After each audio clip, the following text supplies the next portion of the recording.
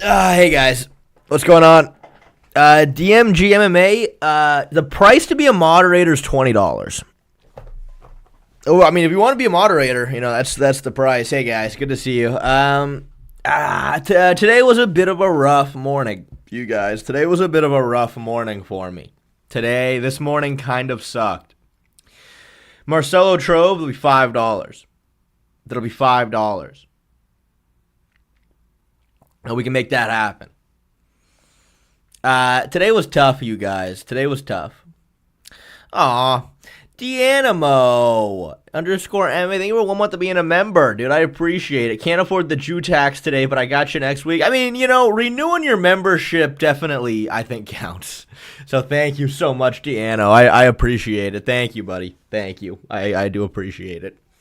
Guys, today was the day that I was supposed to get new teeth. I just got back from the dentist. I was supposed to get new teeth. And, spoiler alert.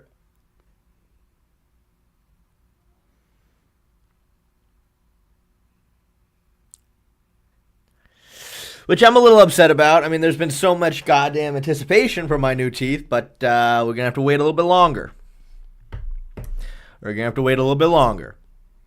Hold on, you're missing 2 now? Where the hell have you been, Amin Zaza? Where the hell have you been? Yeah, I went to the dentist. They screwed both of the teeth into my mouth. And they didn't line up right.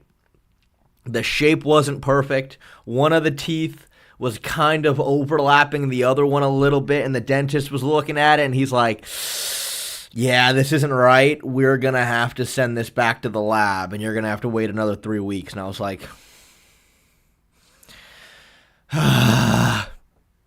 all right. And it's tough because, my God, it's hard to fucking... It's just, dude, my pickup game is not the same, dude. My pickup game is not the same. Oh, Jay, will $25 get a review of my round 1 heavyweight AMI title fight? I'm basically Khamzat emo. Dude, TBD MMA, first of all, thank you for 8 months of being a member. Fuck yeah, we can do that. Yeah, I would love to. I'd love to watch your amateur fight. For that price point, we can make that happen, dude. Yeah, if you want to send that, we can watch your video. We can watch your fight right now. Just gotta send it to me on Discord.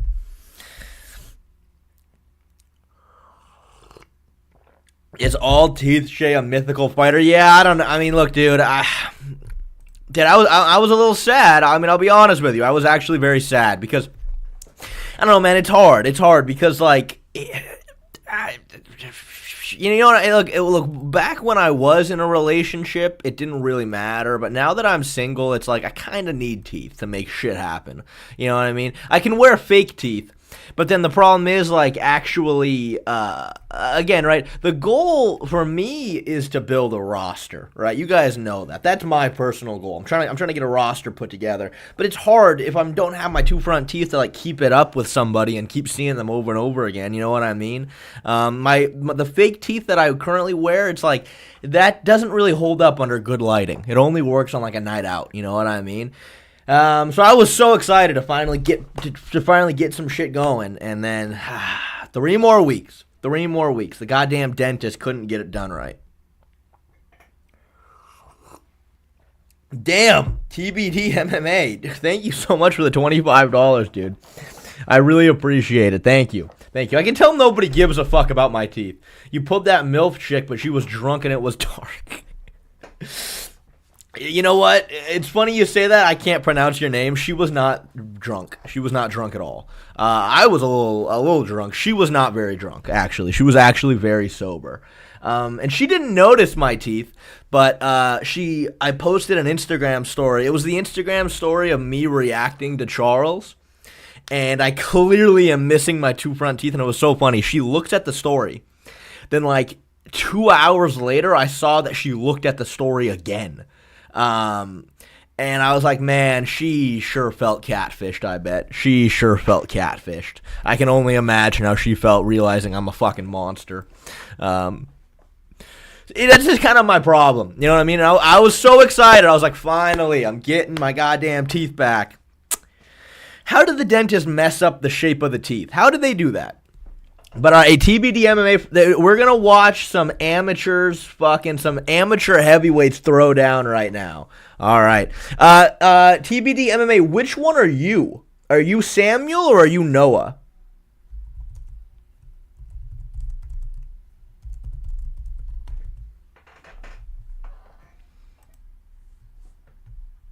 Ooh, for the heavyweight title. Oh, Nick Armstrong. Thank you for the $2. What's the odds he kisses him on the mouth for the win? Nick Armstrong, that needs to be added to the tier list. That needs to be added to the tier list, and it will be added to the tier list. Thank you. That's a great suggestion. That is a great fucking suggestion. I'm Samuel. This is my very first fight. Go to 3-0. To go to 3-0. All right. Let me shrink my face a little bit so we can see the full fight. All right, Samuel, let's see what you got, big guy. Let's see what you got.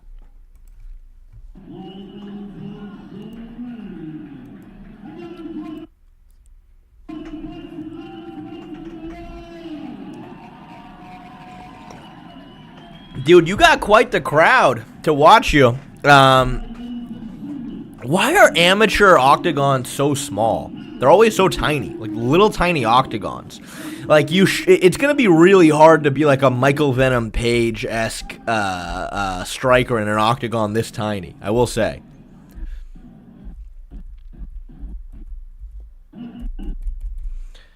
The anticipation here is killing me.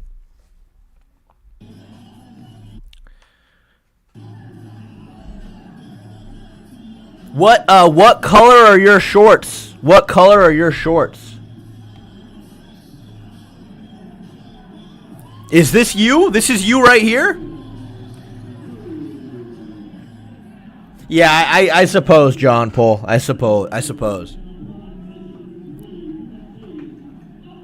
Red, are you walking out next? All right. I will say I love watching your guys' fights. All right, here's our boy. Here's our boy Samuel. You look ready. You look in the zone. How tall are you, may I ask?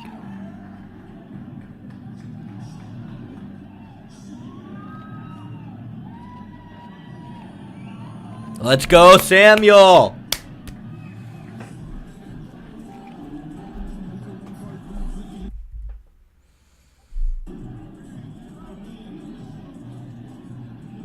Look at this guy doing his little zesty warm-ups. Listen to the crows pop on the answer. I'm 6'2" on a good day. Fair enough. Were you nervous? I can only imagine. Armstrong, thank you for the $2. Can you achieve this build naturally? Yeah, I think you can. I think you can. You just gotta, you just gotta get those calories and you gotta pack on the portions. You know what I mean? You gotta pack on the portions.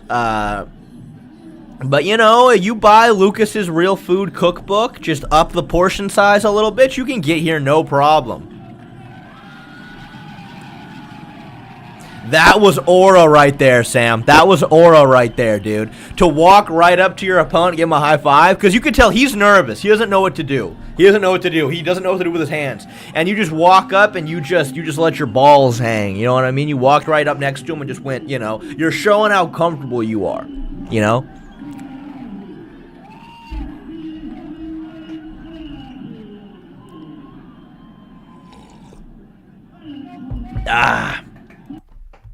Let's get to your introduction. You look a lot fitter than this guy does. You look like you're just naturally a big built guy. This guy looks fat. You know what I mean? This guy looks fat. Yeah, this is a fucking extra large Bryce Mitchell we're looking at right here. You actually look like you're just like naturally a stout, strong guy. This guy just looks like he's just fat. You know what I mean? Damn, dude, the entire gym must have came and watched you. How long have you been training and fighting for?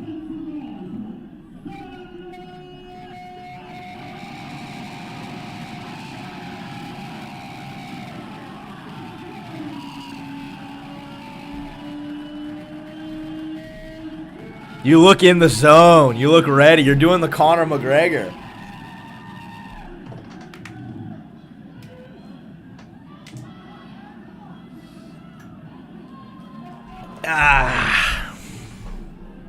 Clearly, this fight did not last very long. 2 years, started jiu-jitsu at 400 pounds to lose weight and fell in love. Damn! You're already 3-0 with only 2 years of training? That's very impressive. All right, here we go. Oh, he lands a good shot over the top. He should win this position. He has both underhooks on you right now. He has both underhooks. Yeah, he should have won that position.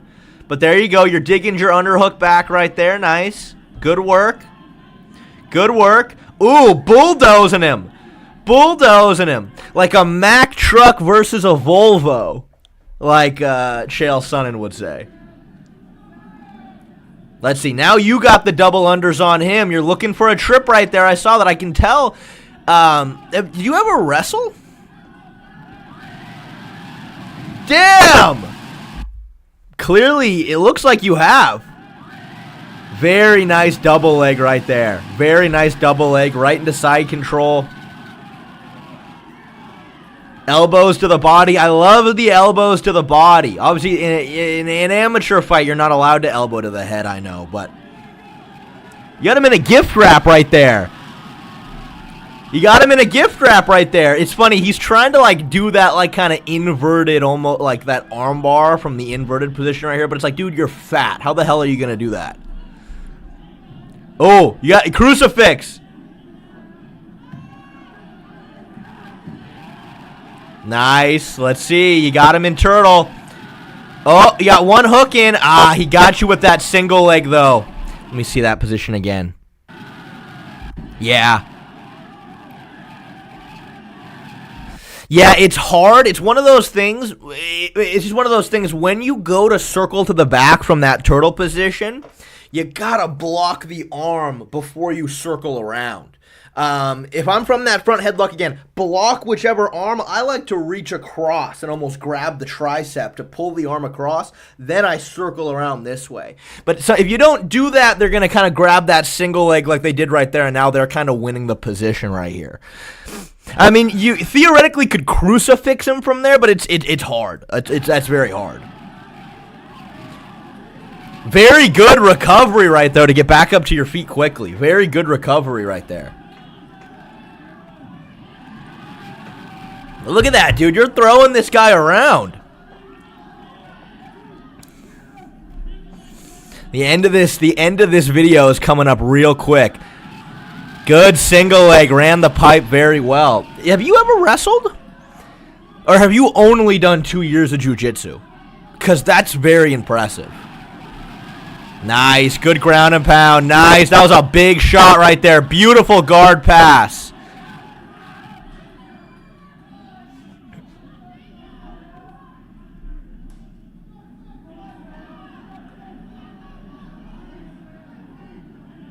Oh, you got the arm triangle. You got the arm triangle. The problem is the cage is kind of blocking you a little bit.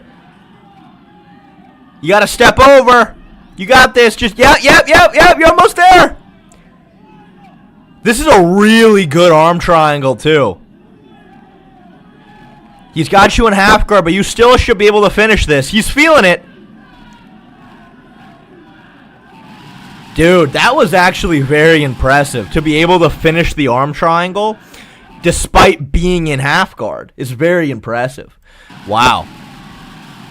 Dude, you're seriously telling me you've only done that's it. You've done 2 years of jiu-jitsu. That's it. And you're out here hitting fucking single legs and power double legs and hitting arm triangles that easily? I mean, you don't seem like a blue belt.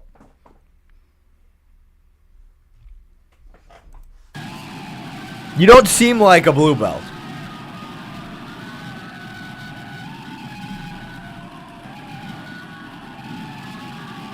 Oh, and denied the handshake at the end. Denied the handshake at the end.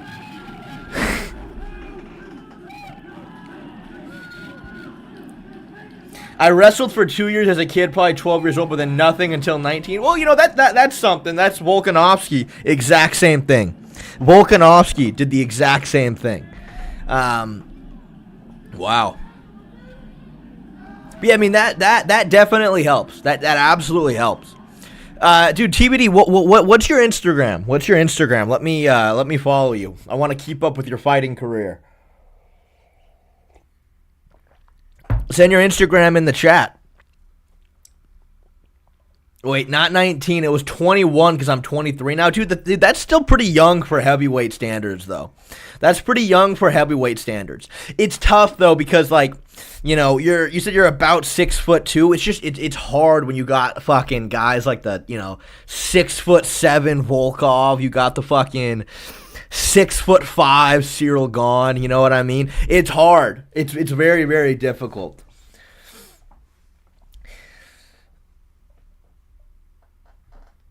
Samuel the Big Sloan. All right, let's see. Hold on me real quick. I'm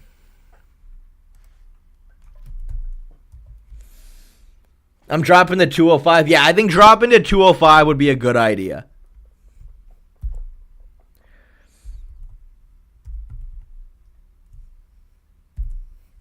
Oh yeah, here you are. I found you. Oh, I'm already here. Well, whatever.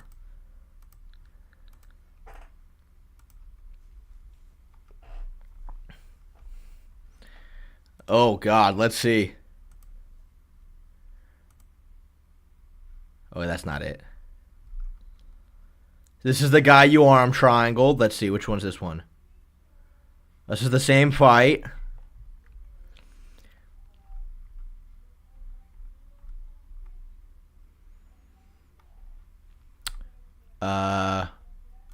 This one maybe?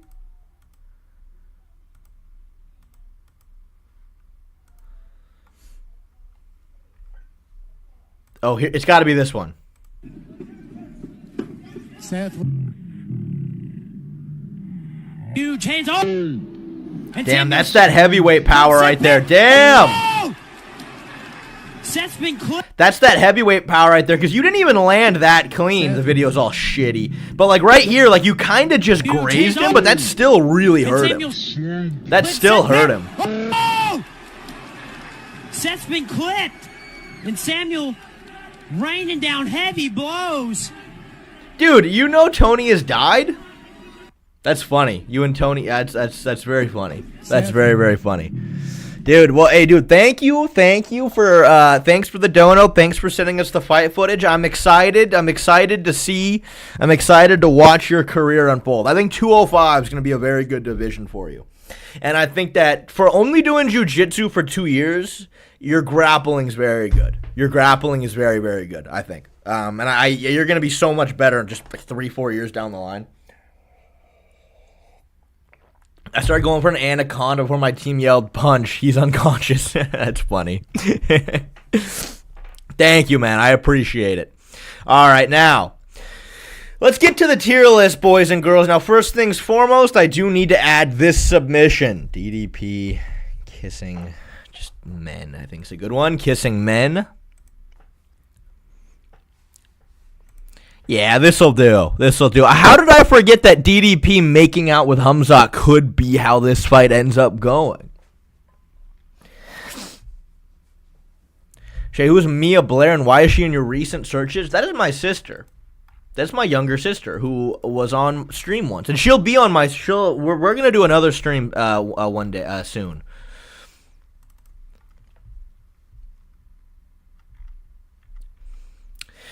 So, guys, look, obviously, as you guys know, I'm sure a lot of you guys know, I have a 28-minute video breaking down Khamzat versus DDP.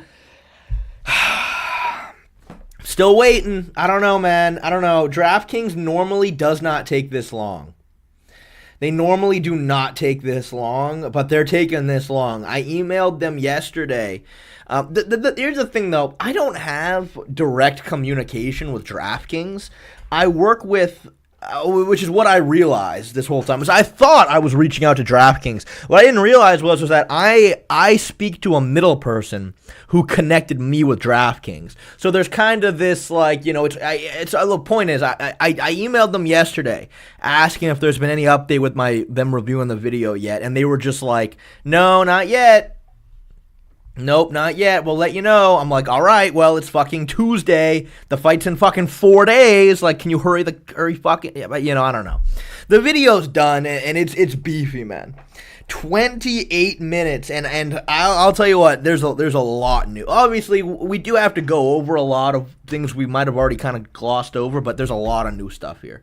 After my last round of film study, I legitimately look at this fight very differently than I did before. I looked at this chance very, very differently. Do you think Anthony Hernandez or Amavov have any chance to beat Khamzat? GC, I have something really embarrassing to tell you. The last card, I turned it off after Steve Ercik's fight. Because look, here's the thing. I was playing, I got the new Donkey Kong game, Donkey Kong Bonanza, and I loved it. I thought, great game. I stopped playing real quick to watch Steve Ercik, and then Steve Ercik won, and I was like, sweet, and I started playing Donkey Kong Bonanza again. And I know, well, it wasn't on, I don't know, man. I'm sorry. I was really into the game. I had just unlocked the new Super Donkey Kong mode where you're like punching through everything, and I was having a lot of fun. I didn't watch Fluffy versus Roman Doladies.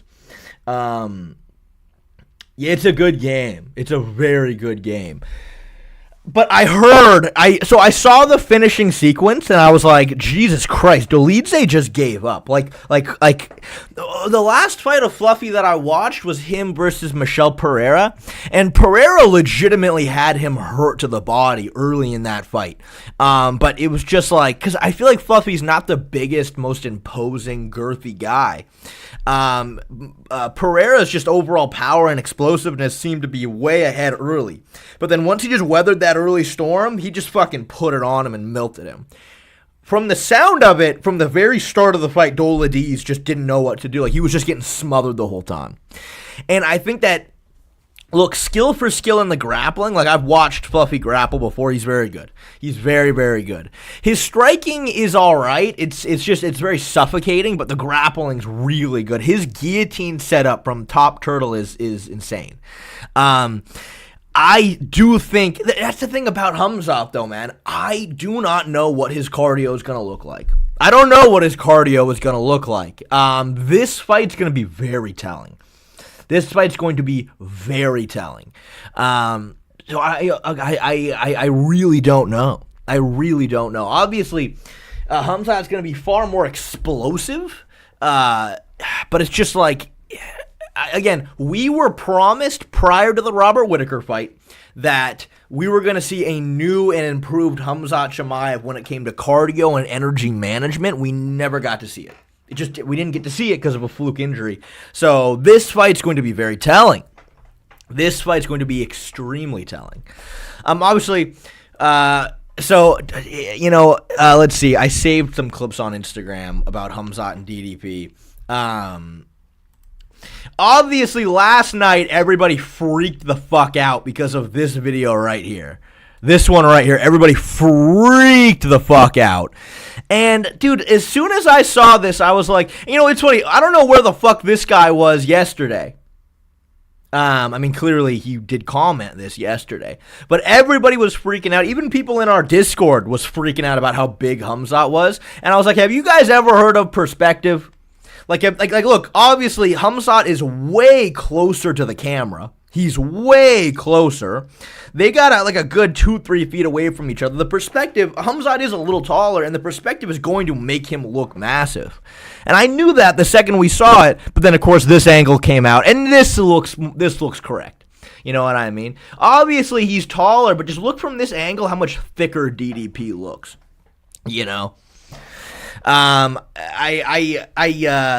I don't think the size is going to play that big of a factor. I think DDP is going to be the heavier guy out of the two of them.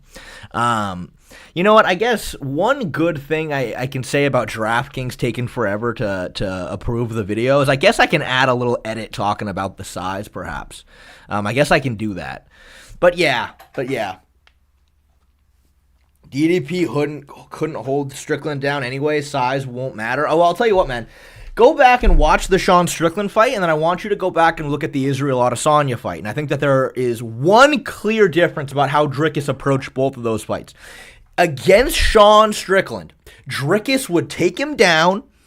Strickland would kind of build a base to stand back up, and as soon as he got up, Dricus would let go and go back to range. He would let Sean Strickland go. But then look at the Israel Adesanya fight. Every time that he took Adesanya down, he was making Adesanya have to fully disengage before he was given up on the position. He was clinging on to Adesanya for dear life in that fight. He was not letting Israel Adesanya go. I think because he felt more danger on the feet from Izzy than he felt from Strickland. Obviously, Strickland does have very good get-ups, though. Serengeti, there is an MMA Shade Discord.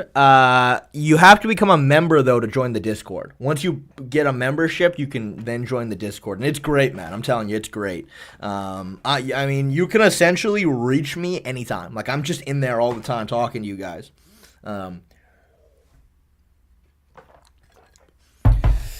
But yeah. Also, I will be dropping a parlay video again for the first time in forever. I will be dropping a video. I will not be doing a parlay live stream. I will be dropping a parlay video for members only. Only for members. I'm going to go through the whole card and, even less about, obviously I will be making a parlay, but a little bit less than like pure parlay. I'll do an overall kind of like a full card breakdown and just sort of give my idea, like I used to do back in the day, I mean, look, man, I don't know, John 48. Look, I'm never ever gonna stop streaming. I love streaming. I'm never gonna stop. But I definitely had a period of time where like streaming was brand new and it was so much fun and we were doing it every single day. I don't know. I kind of want to get back into making more videos. Just and I'm sure it'll change and I'll get back more into streaming later. You know what I mean? There's an ebb and a flow with all of these things. Kayam, thank you for 3 months of being a member. Do you think Dricus hasn't fought as many styles as Khamzat? Do I think Dricus hasn't fought as many styles as Khamzat?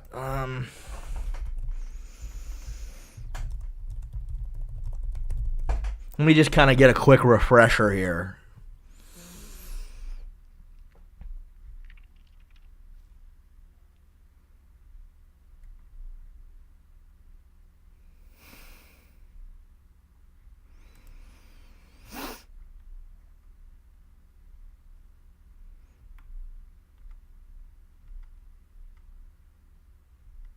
No, Dricus Du Plessis has fought a more wide variety of styles.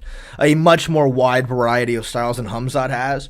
I think the one kind of style that we've seen Khamzat go up against is obviously like a world-class jiu-jitsu game, which is something that I don't think Dricus has ever fought any like legitimate ADCC caliber grapplers like Khamzat has here. And obviously this was a very different fight where like Khamzat didn't want to take top position against Gilbert, which is like that is a very unique style. But no, comparing them, Dricus has fought a much wider variety of styles. You know what I mean? Like high-level box. I would say overall with Strickland, it's very high-level defensive boxing more than anything else, but good boxing, a very like pure kickboxing style from Israel Adesanya, this sort of like very well-rounded karate blitz style from Robert Whittaker, sort of a pure boxing style of Derek Brunson. Darren Till is kind of like this. It's weird. The weird thing about Darren Till is that he kind of fights sort of like a modified Muay Thai style. And I always hear people talk about Darren Till's like amateur Muay Thai record. And like I've heard fucking Michael Bisping talk about it. They're like, oh man, if you're from the Liverpool, England area, like you know all about Darren Till, very well known amateur Muay Thai fighter, Bitch, where? What the fuck? Where? I have never seen a clip of Darren Till fighting Muay Thai. Where is it? There's videos of me fighting Muay Thai. You know what I mean? Just look up my name and you'll find videos of me in an amateur Muay Thai fight. How the fuck isn't there anything of Darren Till? But yeah, I mean, I've heard like he's apparently this undefeated amateur Muay Thai fighter. Where?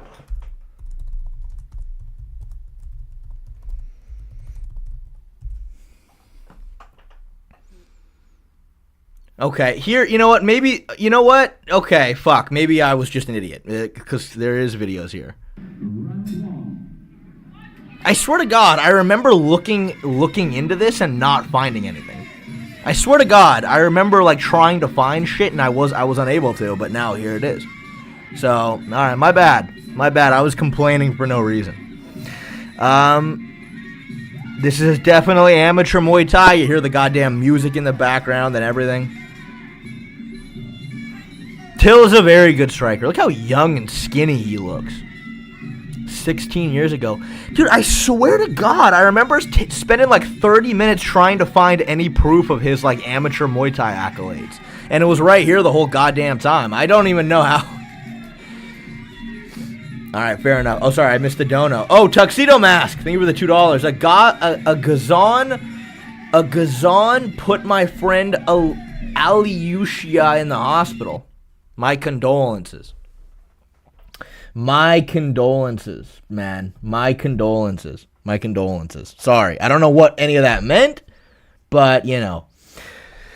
Bro, but he always changes his Muay Thai record. It's a joke for sure. I mean, maybe. I mean, I think I didn't look on YouTube. I think I just looked on Google. Like, Darren Till Muay Thai record. I think I looked on Google and I couldn't, yeah, I mean, 44 wins, 0 losses, 33 knockouts, 61-0. Yeah, there's just like there's a lot of conflicting shit about his Muay Thai record, but you know. All right, anyway, enough foreplay. Let's get into it. Did I miss another dono? Someone said I missed another dono. I don't think I did. I don't think I did though. Did I? No, I answered that one. Oh, Meme Big 8. Thank you for the $10. I appreciate it, Meme Big 8. You think Khamzat still ragdolls DDP in the first round like he did against everyone else, despite DDP being way stronger than Khamzat's past opponents? See, Meme Big 8's a tough question, and I don't want to spoil too much. Because, again, I've got a 28-minute video just sitting there collecting dust right now, where we talked about fucking everything. Here's what I'll say. Step 1 into defending takedowns from Khamzat Chimaev, and again, I look at examples of when people have defended takedowns from Khamzat, you have to be out in the open. You have to be out in the open. You cannot allow him to pressure you back to the fence. Because again, Khamzat's double leg is so low and so fast and powerful.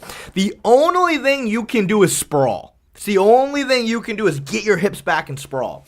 Obviously, Robert Whittaker was unable to do this. He got pressured up to the fence. So when Khamzat shot, he couldn't sprawl because he was backed up to the fence. So he tried to dig an underhook, and it just didn't work. Like, he got the underhook, but, like, good luck hiking it up. You know what I mean? He just immediately got to the legs, took him down, he turtled, whatever.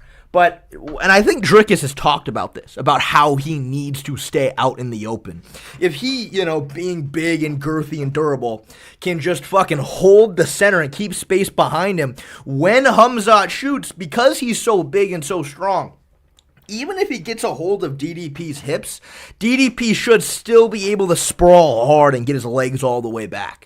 Theoretically, as long as he has any sort of decent timing. And then theoretically, he can stop the takedown that way. But if he does get backed up to the fence, then yes, he... And it's another thing I talked about in the video as well, is that it's hard because here's the thing. I'm just spoiling everything for the 360 people in here. This is everything I talk about new in the video, is that Khamzat does not have reactionary takedowns. He doesn't. He has... I think they call them like proactive takedowns. Khamzat kind of, it's funny, Khamzat has two modes. It's either, I am going to shoot right now and I'm going to grapple fuck you, or we're striking. Historically, that's what Khamzat's done. It's like I'm either shooting right off of the bat and I'm going for the finish, or we're going to strike. It's kind of his two modes. I don't like that against Dricus Du Plessis. Dricus Du Plessis, go back and watch every single fight. Dricus has his hands glued to his eyebrows.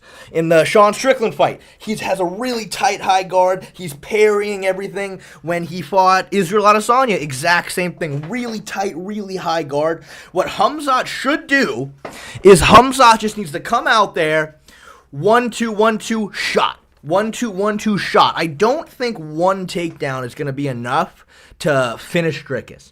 I think that obviously based on the last video we made talking about the matchup, I do think that Khamzat's pure submission ability is a little bit overrated.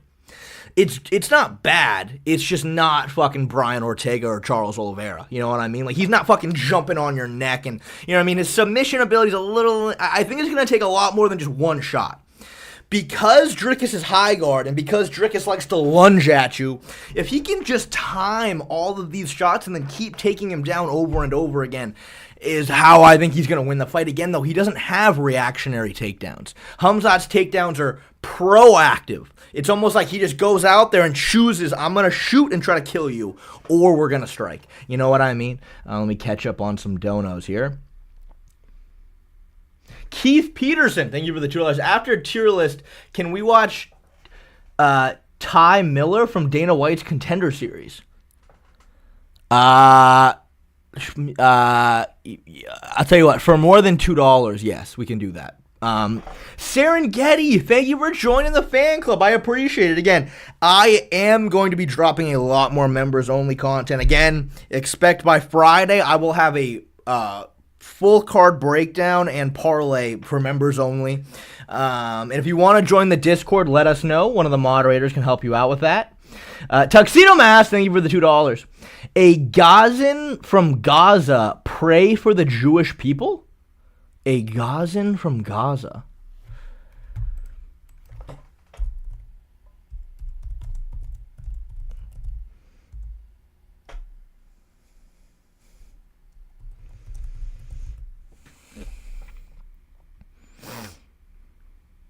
Oh, Gazans are a people. Gazans are I see.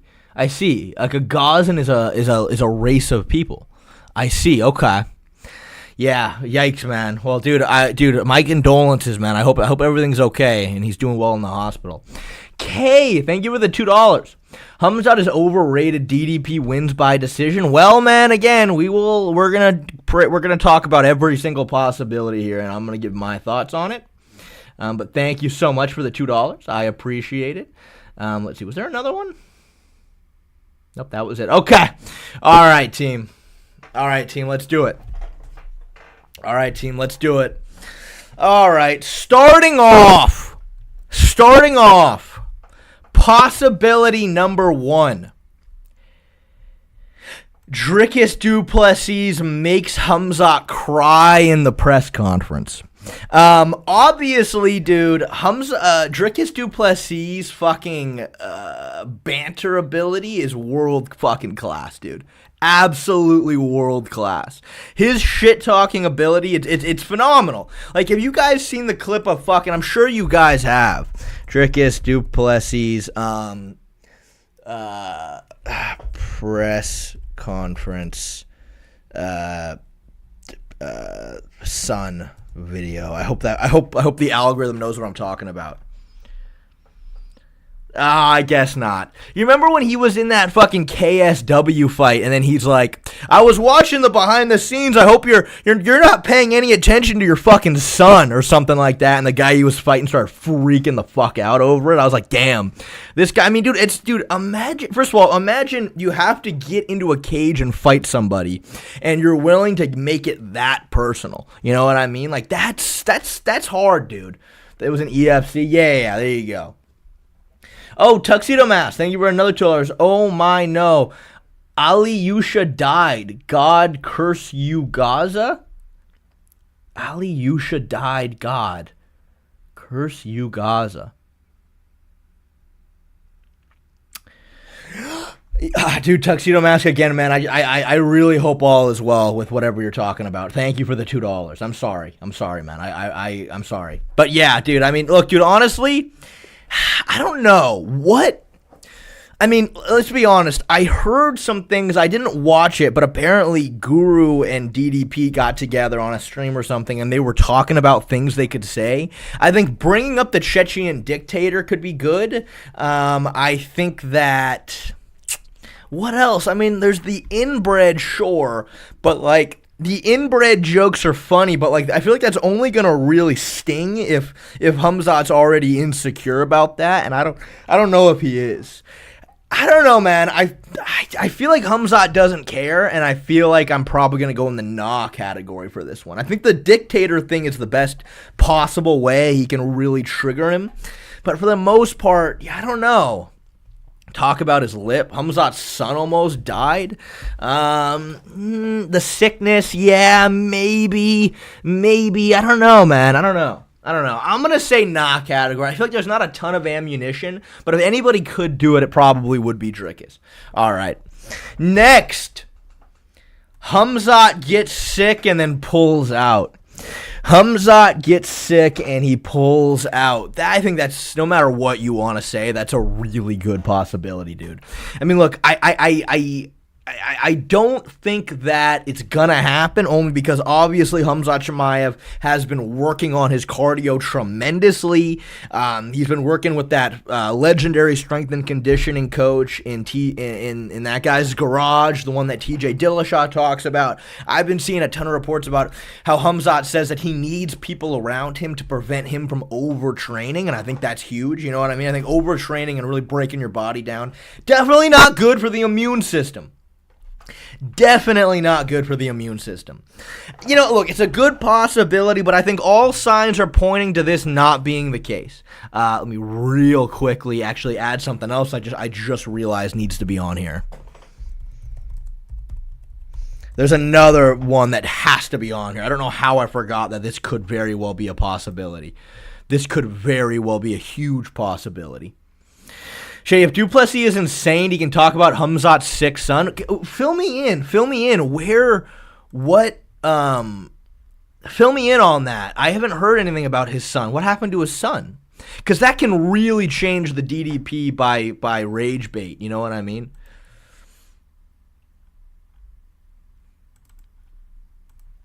All right, we're back. Because, again, right now, DDP by rage bait's in the nah category, but his son almost died of an infection last year. What could he say? He could be like, hey, you know, I hope you make it to the fight. I know you're probably going to get sick. Your whole family's immune system is garbage. I know your bitch-ass, weak immune system son almost died. Clearly, it doesn't run well for you guys. You know what I mean? Like, is that... maybe. That, I think, could piss Khamzat the fuck off. You know what, man? I'm bringing that up now. I didn't know that there was... Dricus is not too far above that, dude. Dricus is not too far above that, and knowing that that's even a possibility, I think Dricus by rage bait is up there. Because, I mean, let's be real. Dricus beat Adesanya as soon as this happened. Adesanya was done as soon as this happened, bro. I'm going to send you to the hospital so you can visit your son. Yeah, you know what? Real possibility that Dricus wins by enraging Khamzat. Tuxedo Mask, thank you for the $5. Dricus, I summon you, meat golem. Avenge Aliusha for the Hebrews. Destroy Khamzat with your girth maxed fury. Dude, I love the sound of that. What? This is like the fourth time you've mentioned this in your donation. What the fuck's Aliusha?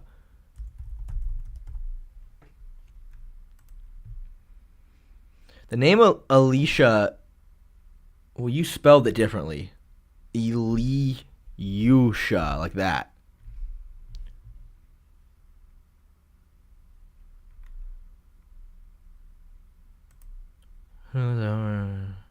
Okay. All right, fair enough, Tuxedo Mask. Thank you. Yeah, I'm right. Dude, I love your verbiage. Calling Dricus a meat golem is funny.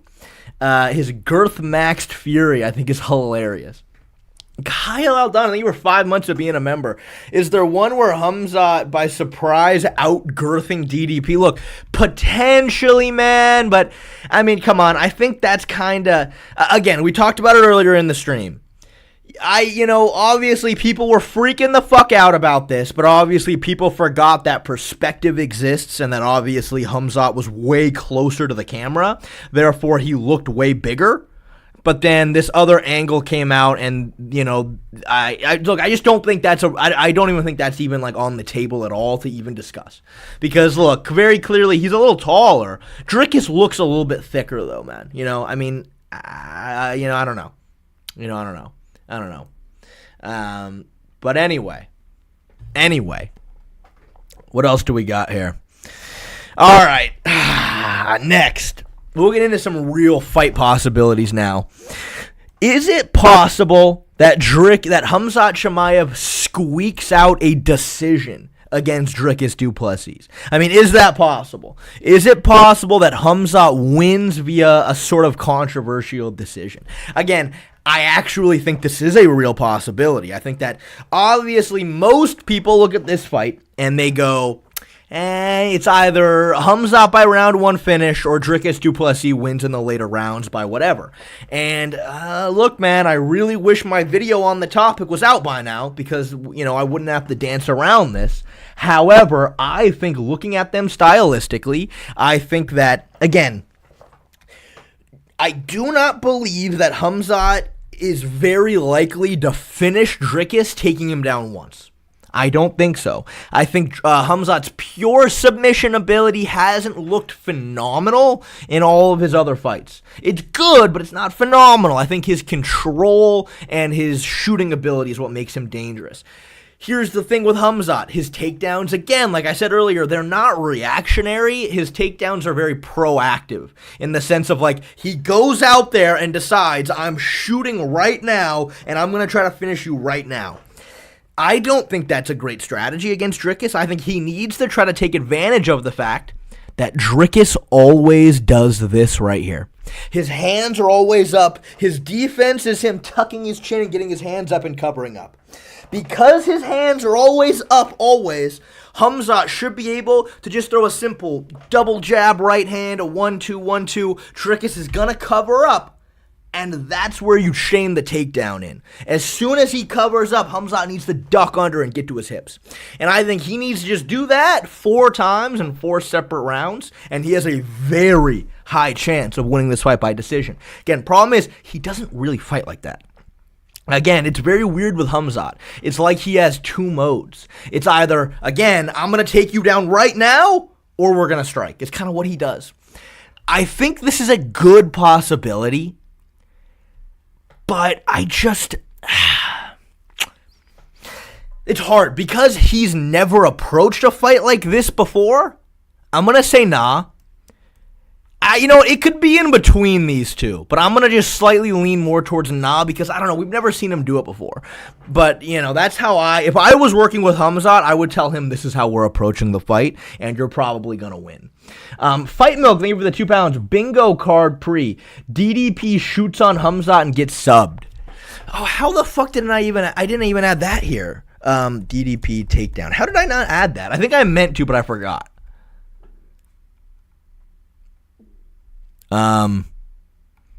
Is there really not a picture of DDP shooting a fucking takedown?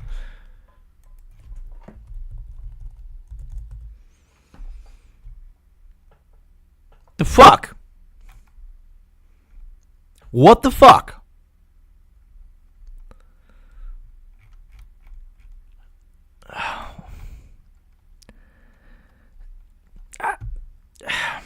Okay, hold on.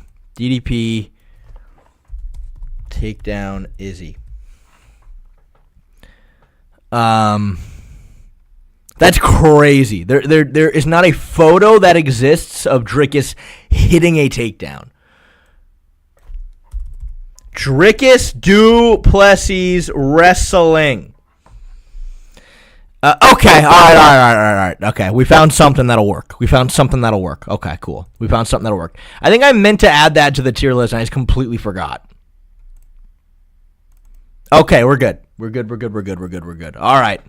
Next. Again, we kind of touched on this earlier, but Khamzat Chimaev wins by submission. I'm going to say nah. I'm going to say nah. Again, listen, the hard part about breaking down fights at the end of the day, you don't know what adjustments guys are going to make, and you really don't know how guys are going to improve. I think that Khamzat has good submissions. I don't think they're phenomenal. And obviously, I made a whole video. The very last video posted on the subject was looking at Khamzat's pure submission ability. If you want all the nice, juicy details, it's there. I don't think his pure submission ability is great, and I also think that Dricus, for the most part, has good fundamentals on the ground to avoid getting subbed. I think that, let's see, Dricus versus Soldic, there's a good example of this. There's a very good example of this. I did not spell Soldic right. His coach said they're going to beat Khamzat at his own game. That would be something. I hope I can find the example I'm looking for here.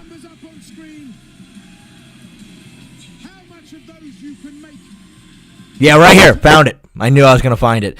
The thing that you're going to see with Dricus always when he's fighting, if he ever ends up on the ground, that was a fucking clean shot Dricus got cracked by right there. So he shoots the takedown, ends up in this front headlock position, right? And this is where you want to be. Here's the thing.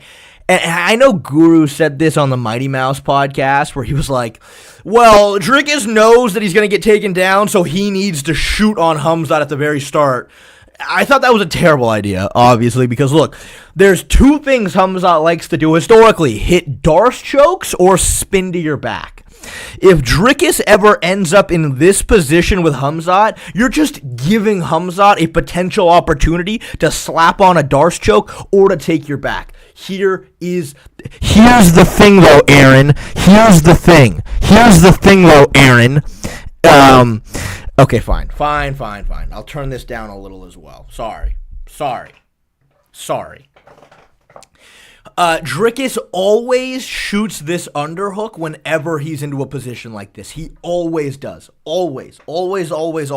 You look at the Derek Brunson fight. He gets taken down. He grabs the underhook to allow himself to get back up. The Robert Whittaker fight, same thing. Grabs the underhook, builds a base to get back up. There are two things the underhook denies. The underhook kills circling to the back, and it also kills the Darce choke. Look what happens. Soldic wants the Darce. Soldic is trying to get a Darce right now.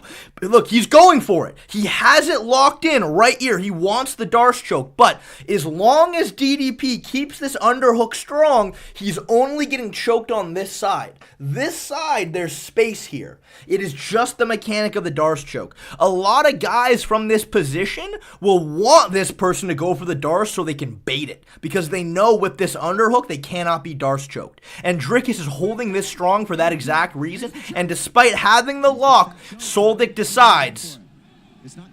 he has to let it go. He has to let it go because Dricus has that underhook tight.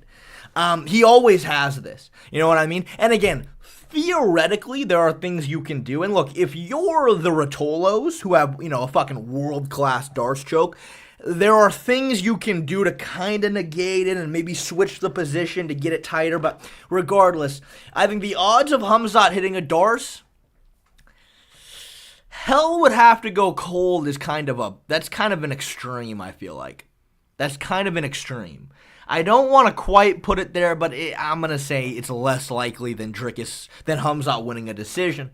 I think it's less likely. Again, I don't want to toot my own horn too much here, but I have a very good Darce.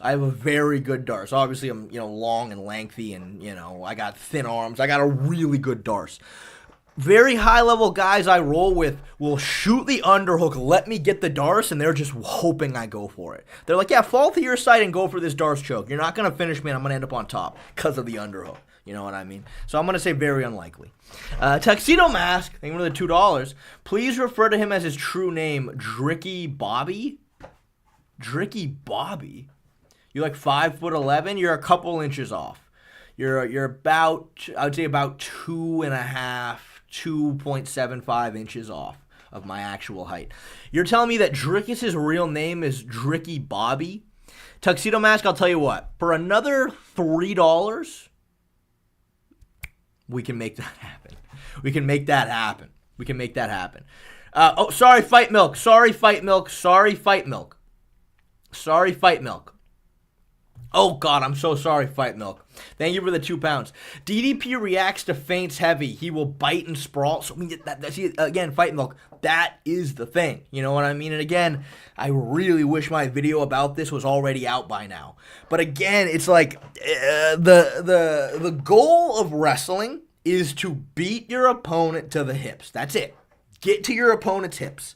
The number one thing preventing you from doing that is somebody getting underhooks before you shoot, so you can't grab a hold of their hips.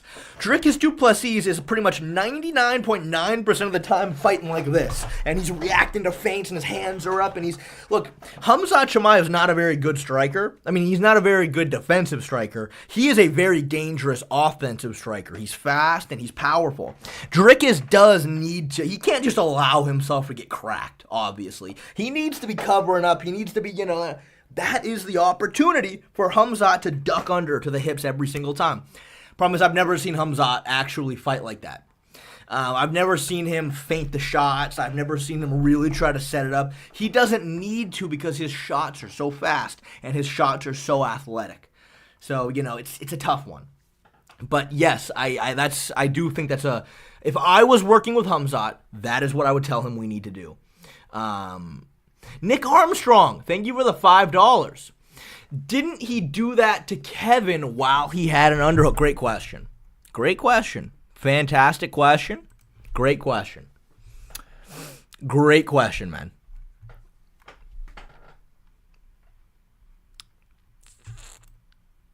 Versus Khamzat Chimaev. And I don't quite...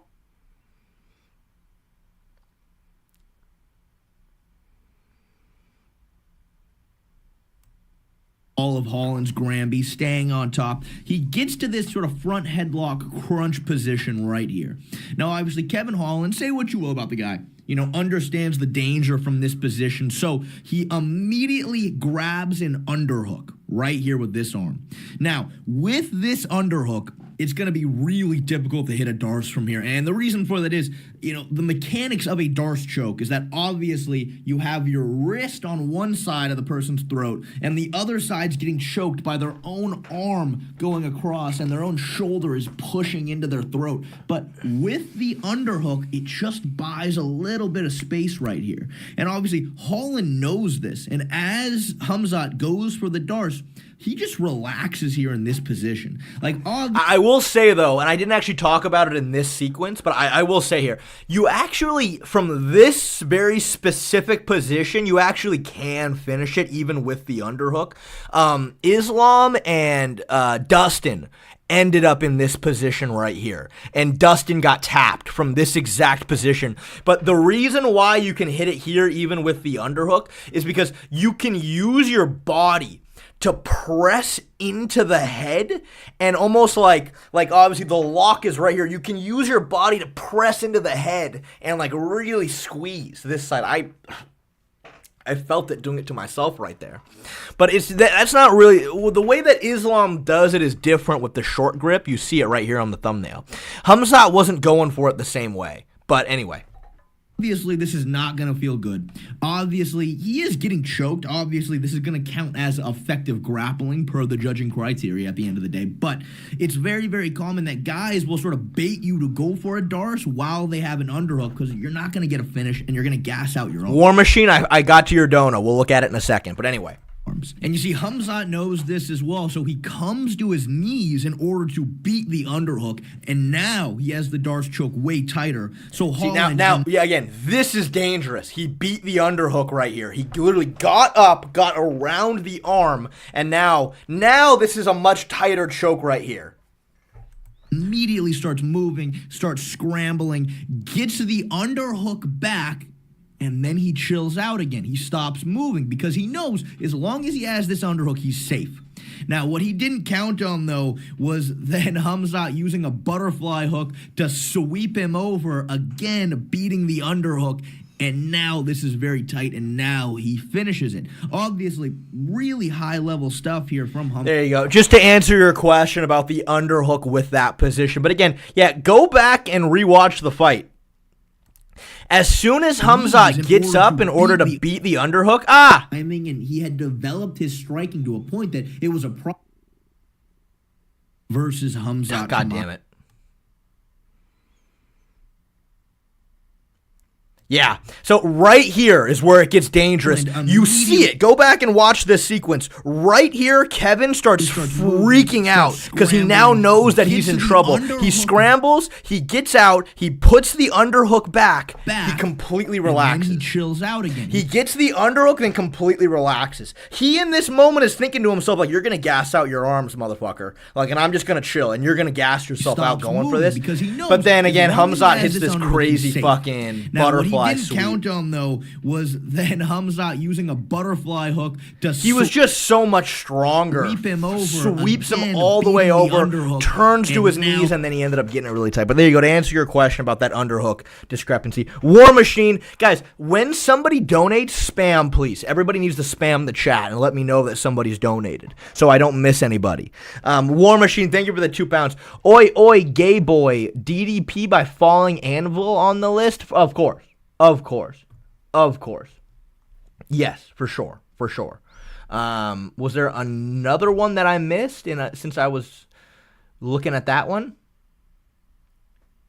Nope, that's all of them. All right, next. Yeah, Shay, but that's high level. Why didn't Islam do that to Volk being big? I don't think he ever even had a Darce choke on him. I don't think he ever got to a Darce choke position with Volkanovski. I mean, it was very hard for him to control Volkanovski because Volk is so strong and has such elite get-ups from the bottom and obviously working with Craig Jones.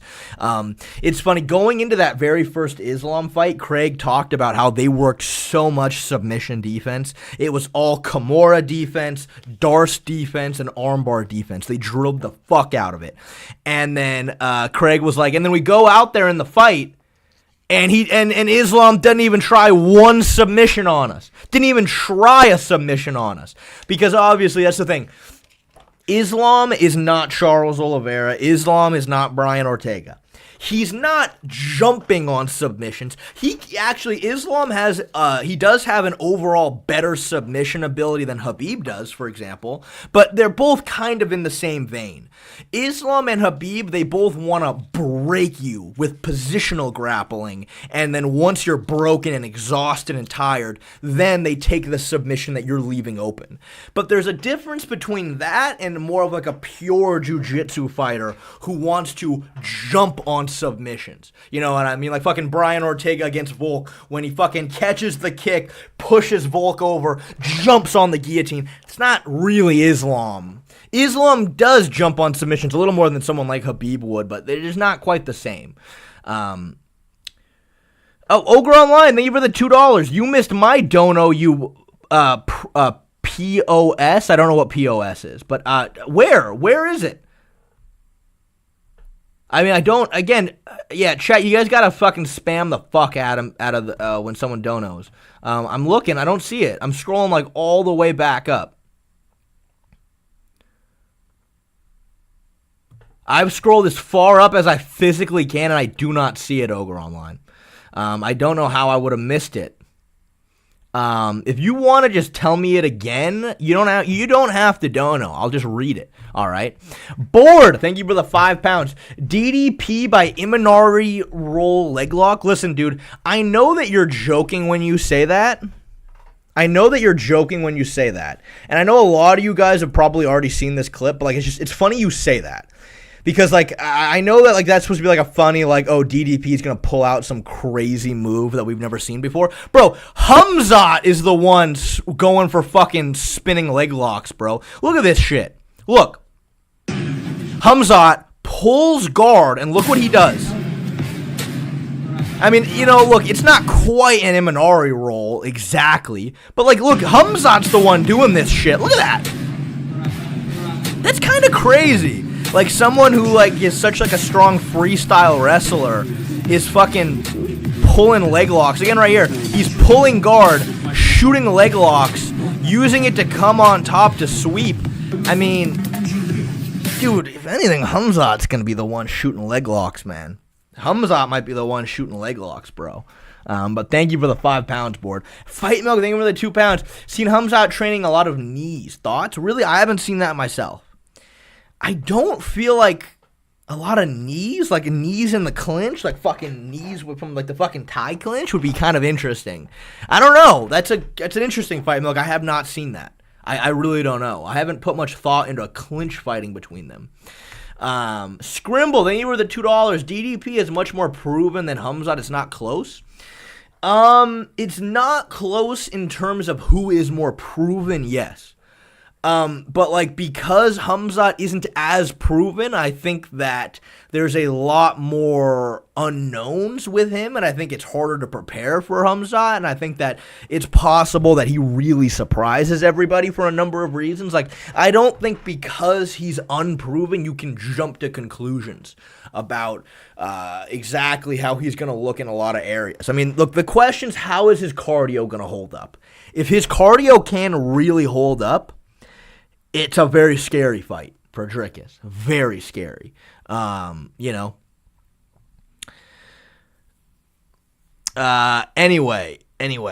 next. Khamzat Chimaev misses weight by 9 pounds. Dude, I think hell would have to go cold for that. That would be insane. Again, right, we already talked about whether or not Khamzat's big or he's small via these clips, right? Also, you can follow me on Instagram if you're not already. I post a lot of good stuff. But look, dude, he's not that big of a 185er. Like, he's not that big of a 185. Like, I think Khamzat is probably walking around. I don't think he's getting up past 210. Outside of camp. I don't think he's up past 210. I think when he fought Whitaker, I think he said he was walking around like 200 pounds. You know what I mean? He's tall. He's lengthy for sure. He doesn't have the longest reach, but he's tall. I don't think he's that big of an 85er. I mean, Khamzat came out recently and was like, I want to go back down to 170. Like, he thinks he can make it. I don't know if he can quite make 170. I've always said, I think Khamzat would be the perfect 175er. I think if there was a 175-pound division, he would be massive for the weight class. He would just be able to get there, and he'd be fucking huge and strong, and he'd be a serious problem. But, man, when you're already drained, those extra 5 pounds could be hell.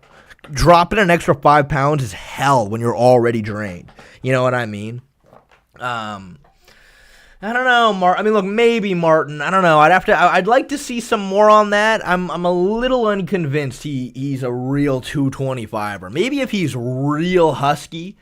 But I don't know. I mean, I'm not denying it. I'm not convinced. Kevin Miller, thank you for the $2, buddy. I appreciate it. You think Fluffy can compete with these guys? I mean, absolutely. I think, like, right now, again, I need to sit down and, like, really watch the Roman Dolidze fight again, but I think it's going to be hard because I think Khamzat, Dricus does still slow down in fights. There's a moment in the Israel Adesanya fight in round 2 after Dricus takes down Izzy, grapple fucks him for a little while, Izzy gets back up. Dricus looked really tired when they got back up to the feet, and it took him some time to kind of catch his air back and get it and breathe, and then, he can recover well and he can continue to push. He does slow down a little bit. But I think he's going to be so much bigger, stronger, more powerful than Fluffy to the point that he can kind of negate a lot of the constant pressure, because the thing is, like, if Dricus just fucking rips to the body, like, it's gonna be kind of detrimental, man. I mean, dude, Michelle Pereira had Fluffy really hurt with a body shot when they fought early, and I think Dricus can kind of just use his strength to negate a lot of takedowns, and just I think the power is gonna be hard for Fluffy to really put it on him unless he can survive the first few rounds. So, like, I think, yes, theoretically yes, but I still think Dricus is a really difficult fight. Board, thank you for the 2 pounds. DDP by Flying Barato Plata. A Flying Barato Plata is crazy. That is wild. Flying Barato Plata. I don't think I've ever seen a Barato Plata done in the UFC. Probably not, man. Probably not. All right, next. Let's see. DDP by submission. Dude, as insane as this might sound, like this might be super backwards. I kind of think DDP by submission is kind of on the same par as Khamzat by submission. I think that, look, DDP is a very good grappler. He, like, legitimately is. And he's big and he's fast and he can get on subs quickly. I think that early in a fight, it's going to be borderline impossible because of how quickly Khamzat can scramble. Like, round one, Khamzat is such a scrambly motherfucker. Like, actually getting him down and then securing a position is going to be really hard because Khamzat's going to be fucking spinning and Granby rolling it. Like, you're not going to be able to get a hold of him. But again, rounds 3, 4, and 5, I think that it's possible. Especially if Dricus clips him on the feet or something, and you see Khamzat fucking wobble. And then, Khamzat gives up his back, and Dricus jumps on it with a fulcrum choke like this. Like, Dricus is so strong and so girthy. This position is so brutal. And look at how he's stretching Adesanya's body out. You know what I mean? Like, it's... That could be a real possibility, but to me it would, for one, again, we don't know how Khamzat's cardio is going to hold up. We don't know. It's a complete question mark. And, dude, it's funny. I haven't really watched anybody else's breakdowns on Khamzat DDP, but, like, I see the occasional video, fucking, this fight's not going to be close, or why I'm certain that this person's going to win. I'm like, dude, you physically cannot be certain when it comes to this matchup. I don't care that you can't be certain. There's too many unknowns. There are way too many unknowns. Like, unless you are somehow in both of their camps watching them prepare, how could you be certain? Because nobody knows what Khamzat's approach is going to be. Nobody knows how his cardio is going to hold up. Nobody knows how the physicality is going to play out between them. You know what I mean? Like, when Khamzat shoots and Dricus gets his hips back and grabs a whizzer, what is the physicality going to look like? You literally cannot know. Like, how? I mean, maybe if we'd seen Khamzat fight a fucking Marvin Vettori first, it'd be kind of interesting to see how Khamzat's, just how they look in the clinch with somebody that jacked. We've never seen it. Like, nobody knows. And it's insane to try to act like you do know. Anyway, let's see. Leo, hey, thank you for the $5. You think Dricus going to the body would be a good game plan and make him gas out faster? So... I'm just basically spoiling my entire breakdown video. But, we were talking about the fact that Dricus uses a lot of high guard. Dude, Khamzat Chimaev fucking... essentially, Khamzat's defense is to try to answer the phone pretty much every single time. He has really bad striking defense. Dude, there was a moment, and we talk about it in my breakdown video, where he's fighting Usman. And they're at range. Usman doesn't throw any kind of a feint. He doesn't feint with his hands at all. They're at range, and then Usman goes to throw a calf kick. And Khamzat's only reaction to Usman throwing a calf kick is to answer the phone and cover up like this. He tries to answer the phone and cover up and just eats the calf kick. If I'm DDP looking at that sequence, if I'm working with DDP, the first thing I'm telling him is we're going 1, 2, 3, and we're ripping a body kick. Because I'm telling you, Khamzat's like this. The midsection is so open. It's so open. And Gilbert Burns landed a couple of body kicks on Khamzat, but the problem is Gilbert Burns obviously is not a very good striker, so he never set it up. You know what I mean? Like, Khamzat was kind of able to get the elbow down a little bit to kind of block some of it. But, like, if you had just thrown a couple of punches first, you're going to land it so clean. Like, watch when Petr Yan fought Sean O'Malley. I use this technique a lot, too, when I'm striking. I love it. Is that Petr Yan, he comes in, he goes for a slap like this. He slaps, and then he throws a body kick off of the same leg. Slap and then body kick off of the same leg, and he connected with a body kick so clean against Sean, fucking right to the ribs. And I remember Sean afterwards on a podcast was like, dude, that hurt so bad. And I'm telling you, that's money against Khamzat all day long. Again, though, if I was working with Khamzat, I wouldn't want any prolonged exchanges on the feet with DDP. DDP is way too technical of a striker, and Khamzat is way too bad of a defensive striker. So we cannot have any prolonged exchanges. If I'm Khamzat, I'm talking like a 1-2-1-2, we're shooting. A 1-2-1-2, we're shooting constantly throughout the fight. I don't want a minute stretch of us striking back and forth, is what I would say. But yes, so that's my thoughts on a body shot. Tuxedo Mask, thank you for another $2. Say hello to Aliyusha. Say I pray for you and DDP. Dude, Tuxedo Mask, you're kind of scaring me. Like you keep saying Aliyusha and you're telling me to say hi to them. Are you like implying that I'm gonna die and like Alusha is like some kind of wordage for God or something? You're kind of scaring me with that, man. Joseph Woods, thank you for the $2 Australian. Why is Bumshot's cardio an unknown to you? Well, this is why. Because to me, Khamzat Chimaev doesn't have bad cardio. He has very bad cardio management. Again, there's a few weird conflicting things with Khamzat's cardio. But like, dude, there were stories. I remember I cited it in a video I made a while back of like people were talking about they're watching Khamzat train at the UFC PI. And they would say that like Khamzat is doing like all like the you know these wrestling drills or whatever. Like he's sparring, he's wrestling, whatever. He's working, he's training hard. And they would be like, dude, he would then go to the treadmill, like ramp the treadmill up to like a near sprint. I mean, obviously it's not a real sprint, but like he would ramp it up and he would run on the treadmill hard for 30 minutes straight. And they were talking about how spooky Khamzat's cardio was.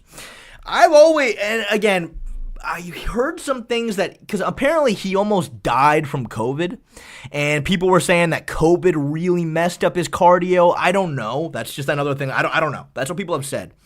But he would kind of throw it all away just going for broke against you. Like, dude, I don't care how good your cardio is. If Kevin Holland ended up surviving that round 1 against Khamzat, I think Khamzat would have been fucked. Like, Khamzat legitimately, that was a 100-meter sprint. Khamzat went as hard as he physically could at the very start of the fight. I don't really care who you are. You can't keep that up. You just cannot do that. Against Usman, he tried to finish Usman, couldn't do it, and his cardio wasn't the same. I mean, I would say the last minute and a half of that fight was Khamzat with a body triangle holding on while Usman was holding his body up. That fries your legs. It fries your legs doing that. So basically, to me, it was Khamzat's energy management was the problem. Now, again, we go into the Robert Whittaker fight, and the first thing we hear about that fight is that Khamzat has a new camp now. He has a new nutritionist. He's no longer overtraining. He's going to be looking to manage his cardio a lot better this time. We heard all of these things. We were promised that that was going to be a new and improved version of Khamzat we were going to see against Robert Whittaker. Now, he still put on a decently high pace against Whittaker for sure. But, like, it kind of did seem like Whittaker was the one working harder than he was. You know what I mean? Whittaker was the one scrambling and defending and trying to spin out. Khamzat was kind of just riding the position. Again, point is, we were promised that was going to be a new and improved Khamzat. Well, he slaps that choke over the face. Whittaker starts panic tapping. The teeth ended up breaking. It was kind of a fluke injury. We have no idea. We have no idea. We were supposed to see a new and improved version of Khamzat's cardio. We never got to see it.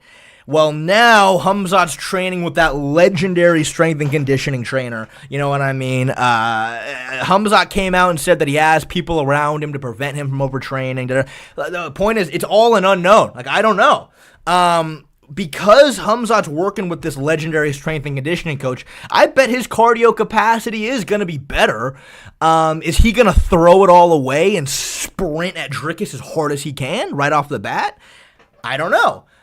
Is he going to try to really manage himself? I don't know. Is he going to manage himself too much and end up kind of striking with DDP and not shoot that much? I don't know. It's a lot of unknowns. That's what I would say, Joseph Woods. That is what I would say. I'm looking. I'm back. I'm looking at the donos. Don't you guys even worry.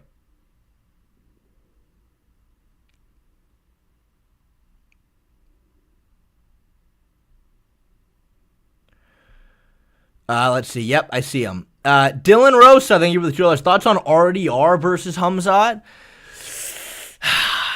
RDR versus Khamzat is very interesting. It's very, very interesting. I think that,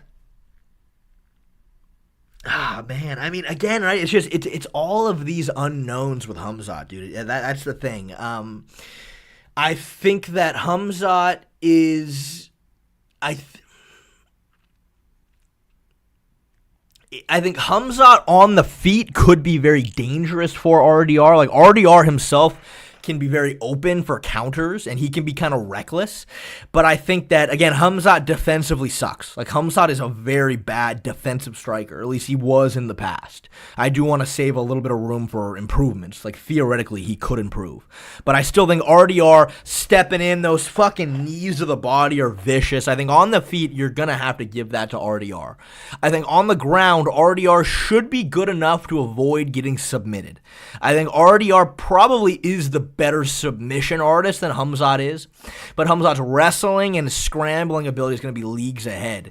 I think, though, against RDR, I think that, I mean, dude, Bo Nickel took RDR down. Like, think about that. Like, Bo Nickel got in on a shot, took him down.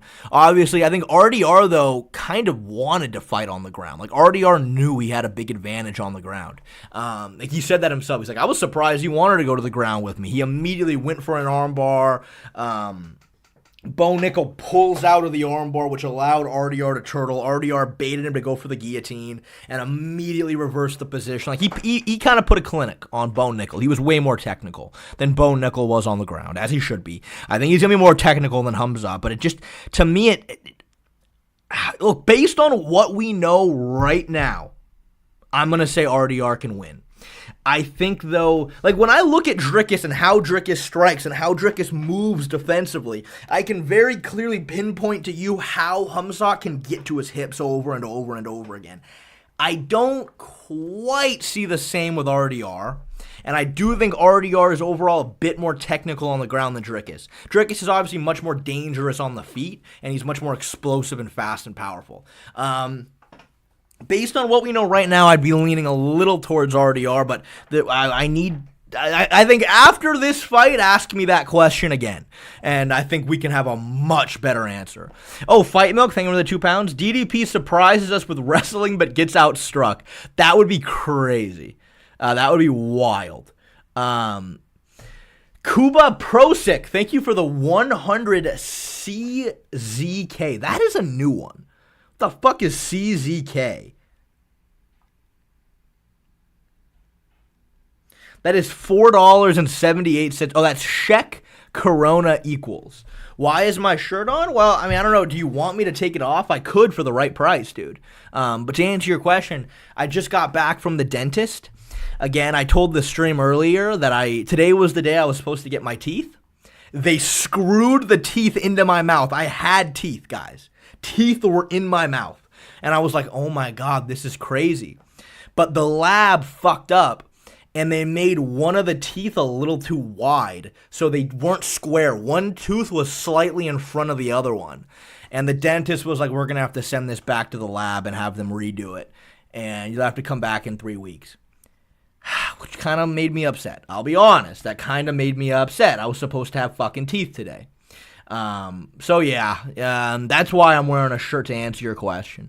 If you want me to take it off, you know what I mean? Another 100 check and we can make that happen, dude.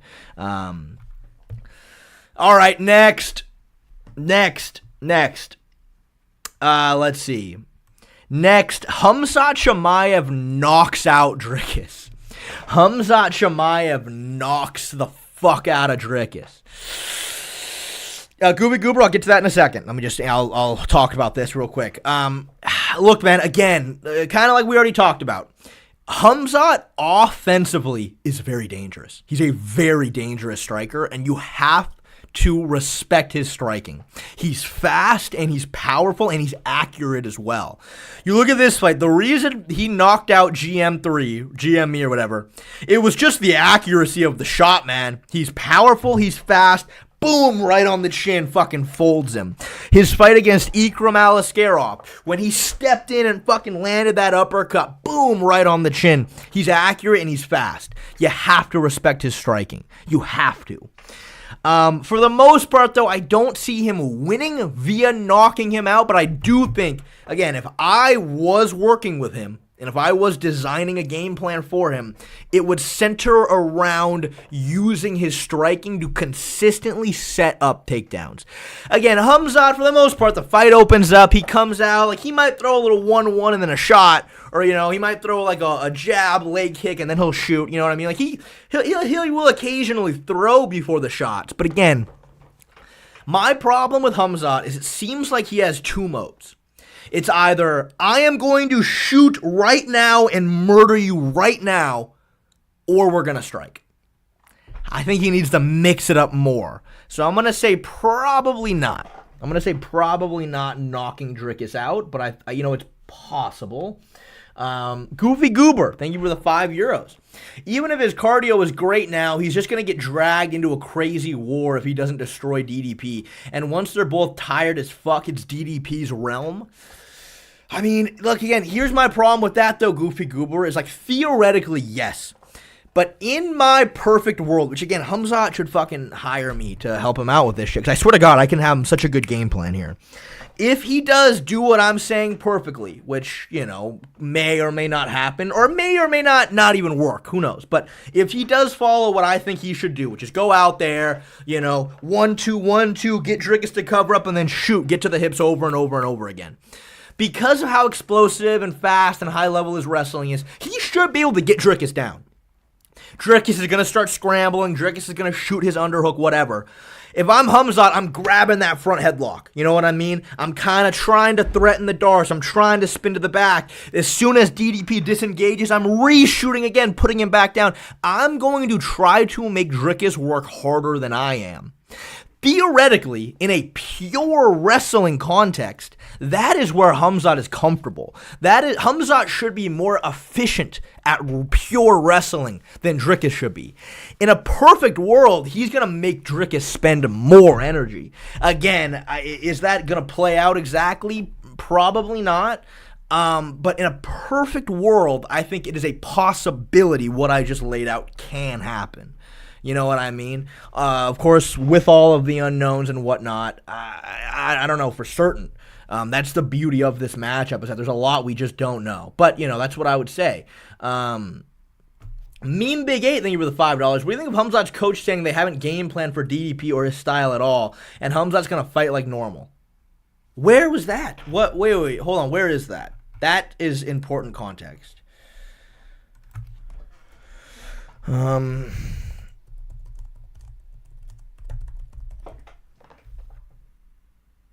This? To our partners, personal injury attorney Nelson Kevorkian. Yeah, for the couple of last this year actually we matured a lot. So he listened to us, listened to his body more. So he knows the good things of have a good recovery. Yeah. How has the camp been? I mean, obviously, you know, everyone goes through them with their injuries and things like that. But as far as this camp for this fight, how has Khamzat looked and how has he been? Perfect. Training, no problem. Go hard. You go home. Take a good rest, come back to the second session and really go hard. Had the food, my plans, the weight is going good, no injuries, no nothing, so I can't complain. Yeah.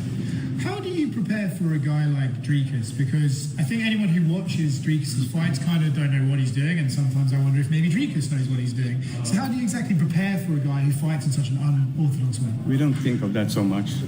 Think about what Khamzat can do. So it doesn't matter how DPP he fights. We don't care. We do it our own way. And I saw an interview with I don't like that. I do not like that. ESPN where Khamzat said that he could go back down to 170 as someone who would help him with that cut. Do you think he could reach that weight again? He seems like a much bigger guy now. I have no idea, but I think it's going to be a struggle, but I'm not sure. I don't know. Okay. What are your thoughts? Obviously, a lot of the criticism is Khamzat is very good in the first round, but he might get tired. Obviously, you guys work every week. What do you think when you hear these fans or these people who don't know about his cardio? Man, you can't compare Khamzat now this time unless like for 1-2 years ago. It's totally different. He has a different strength and condition coach now. So it's a different level now. So I don't think it's fair to compare him to maybe 1-2 years ago. It's not the same. Can you give us some examples? I don't like these answers from this coach, and that needs to be. You know what, dude? Actually, it can be a blessing in disguise. DraftKings has taken so long to approve my video because that is important context that will be added. Because I spent like 15 minutes of that video talking about what Khamzat's game plan should be. And I think that there are things that Dricus does that Khamzat needs to take advantage of. Well, apparently, this brilliant MMA mind over here goes, well, we're not even looking at it. We're just going to do what we do. That's important, and that was a note that I will add. Khamzat's coach not game planning at all, apparently. I mean, maybe he's lying.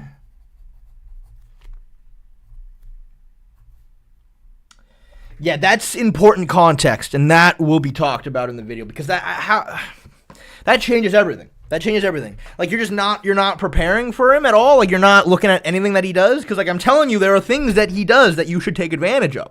You know what I mean? There are things that he does that you need to try to take advantage of, but apparently they're not even. I mean, did he talk about it again? Over the past year, just as a fighter and just through the training. No, it's easy. He has taken training more serious now and like been a good dedication to what he does because now it's serious stuff. It's coming up to championship fight, so he's been more serious about everything, taking care of nutrition, sleep, recovery, and everything. So it's good.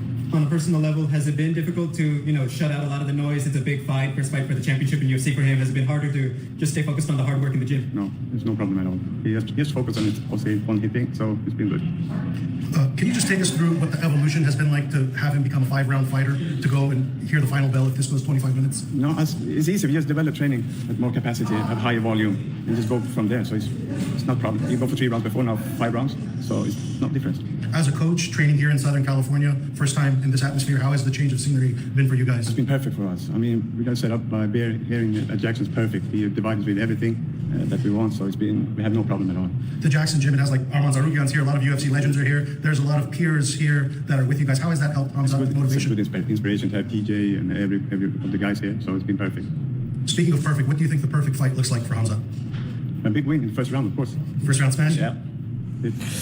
A first round, I'm glad I listened through that. He believes first round smash is the strategy. Thank you guys very much for giving me the insight on this. This is important context that will be added to the video because this coach, I don't know who he is. It's not good, man. It's not good. I mean, look, maybe he's just lying and he's taking the piss out of everybody right now. Again, I have spoken so in depth about why I think going for a first round fit, again, I don't know. You gotta leave some room for a fighter improving, and maybe Khamzat's submission ability is going to improve. Based on what we've seen, I don't think he's capable of submitting Dricus round 1. I don't think he's capable of that. I think I've discussed this whole stream about a very clear game plan. You know what I mean? But apparently, according to this coach, they haven't actually game planned at all, and he's going to try to submit him round 1. That's crazy. All right. I will talk about that. I'll have to change my video around a little bit and talk about that. That's very interesting. Fight Milk, thank you for the 2 pounds. Patty could teach Khamzat about effective ground and pound. Patty does have very good ground and pound. Very good ground and pound. I was surprised how good is when he was able to posture up from turtle and just ride the position and just fucking start landing. He was very good. That was very, very good. That was very good. Yeah, man, that's crazy. Okay, well, you asked the ideal outcome. Well, let me get that wordage again. Here, a lot of UFC legends are here. There's a lot of peers here. Let me hear the wordage again. How does that help Khamzat with motivation? It's a good inspiration to have TJ and every of the guys here, so it's been perfect. Speaking of perfect, what do you think the perfect fight looks like for Khamzat? A big win in the first round, of course. First round smash? Yeah. Yeah, I don't know. He's asking the perfect win. Oh, I mean, look, fair enough. I'm a little nervous about that.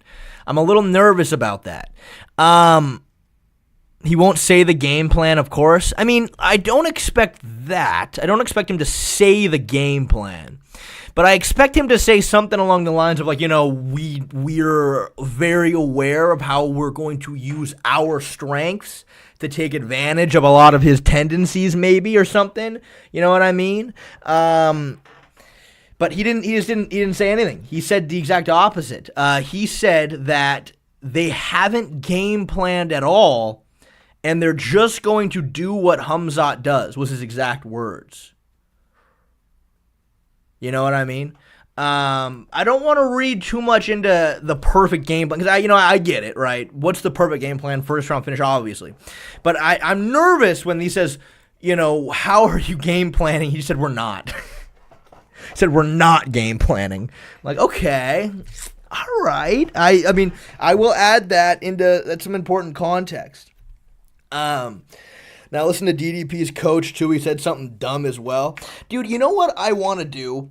I'm tinkering with this idea. I don't know if I want to necessarily say, I don't know if I want to necessarily call it a podcast. I don't know. I don't know if I want to call it a podcast, but like, I got this inspiration because I saw, it was like a year and a half ago, fucking Aljamain Sterling did an interview on this channel. And the channel gets like 200 views per video. I was like, dude, I should try to do some fighter interviews. And I would love to get a little more technical with them than you hear any other interviewee. Like a little bit more. And hypothetically, if I were to have Aljamain Sterling on an interview, theoretically, I would kind of want to ask him. I'd be like, so look, man. We saw someone like Petr Yan, or we saw someone like even Merab recently, use their striking, get on the inside, you know what I mean, actually beat Sean to the hips, actually take him down. When you look at your fight, you really struggled getting on the inside. You really struggled there. How were you looking to get to the inside? How were you looking to set up your takedowns? Like, what was your thought process going in? Just as kind of like a rough idea. Something like I'd like to go kind of along that line. You know what I mean? It's like I want to get a little more. I want to like really pick their brain and see what their knowledge is. And if I could get like an actual MMA coach, like I'd really want to put it to the test. Because man, when I hear MMA coaches talk, a lot of times it's stupid. Like, I'm like, do you even know, like, what the fuck are you talking about? Like, are you just a hype man, or are you actually, like, a brilliant MMA mind? You know what I mean? Aljo would have no idea what you're talking about because fighters don't know how to fight outside of fighting. I mean, that's the thing. That's kind of what I want to get in on. I want to, you know what I mean? That's what I want to try to do. I think that would be an interesting angle that doesn't really exist, But I know that's the thing, and I come across that sometimes in the comments. Dude, I remember I came across a Reddit post. It was right after I made my whole hour-long Charles Oliveira Ilya breakdown. And someone put it on Reddit, and they're like, dude, we gotta try to get this to Charles. And the truth is, I didn't say anything, obviously, on the Reddit post, but I was like, dude, the truth is I already spoke to Charles's team. Like, not like his direct team, but I did speak with people that Charles hired to do analytical work for them. I already talked to them already. But point is, people responded in the Reddit post, and they're like, you really think, like these guys are professional fighters with professional coaches. Like, you don't think they already know all of this? And I'm reading that, and I'm like, dude, you know what? No, I don't think they know this. Like, I gotta be honest. When I hear coaches talk, I swear to God, they sound like complete idiots 99% of the time. Like, I don't think they do a very good job breaking down the technique. I don't think they do a good job game planning a lot of the times.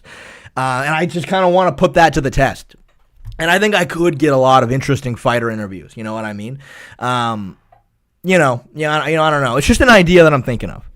Anyway, let's get back to the serious business here. Enough goofing around. Will DDP make out with Khamzat at some point? Will DDP, we'll expand it. Will DDP make out with a man sometime throughout this fight? Almost certain. I think he's done it almost every single fight. You know what I mean? Gooby Goober, thank you for the £2, €2. Bro, Khamzat just lifted DC up and span him around. That would be wild. That would be wild. Hello, I'm live streaming right now, just in case you didn't know, whoever this is. Hey, baby. I'm sorry I'm sorry about what I did. What did you do? No, I just wanted to come and say I apologize, and I want to know if you wanted to maybe come over later. Who is this? Don't play games. Don't be stupid. I don't. Are you feeling it or no? I don't know what you're talking about or what you're referring to. I'm so sorry what I did, and I want you back. What were we? I want you later. What is that? What is that? Who? I want you later. I want all of you. You want a what? Yeah. Please. This is really bad. I'm kind of like, there's 440 people listening to you right now. I hope you know that. And I don't even know who you are or what this is. I don't. Where are you? Are you with her again? Are you fucking with her again? No. I don't know. Well, no. Okay, I'm cutting it off. I don't know what that was. That was nothing. That was literally nothing. But Gooey Goober, yeah, I mean, dude, it's scary, man. It's scary, bro. Khamzat, he's clearly looks strong. Again, it just kind of comes down to that physicality thing, though, man. I mean, again, dude, nobody knew for certain how Umar and Merab were going to look in a lot of those grappling exchanges. But at a certain point in that fight, man, Umar was shooting on Merab, and it was like he was running into a brick wall. Like, Umar was getting to the single leg, and Merab just fucking stonewalled him. Stonewalled him, shoved the head away, and Umar just couldn't pick up Merab. Like, he couldn't get the leg up. He couldn't do it. When Khamzat gets in on a shot against Du Plessis, what is it going to look like? I don't know, man. I don't know. Is Dricus going to seem a lot stronger? Is Khamzat going to maybe start fucking dragging him around like he was Gilbert Burns? I doubt it, but you know what I mean? Like, I don't know how the physicality is going to play out there, you know? Kyle Aldana, thank you for the $5 Jew tax so you can afford an actual female voice actress. Dude, that was not set up at all. That was literally not set up at all. Like, I don't know. You think I actually planned that out?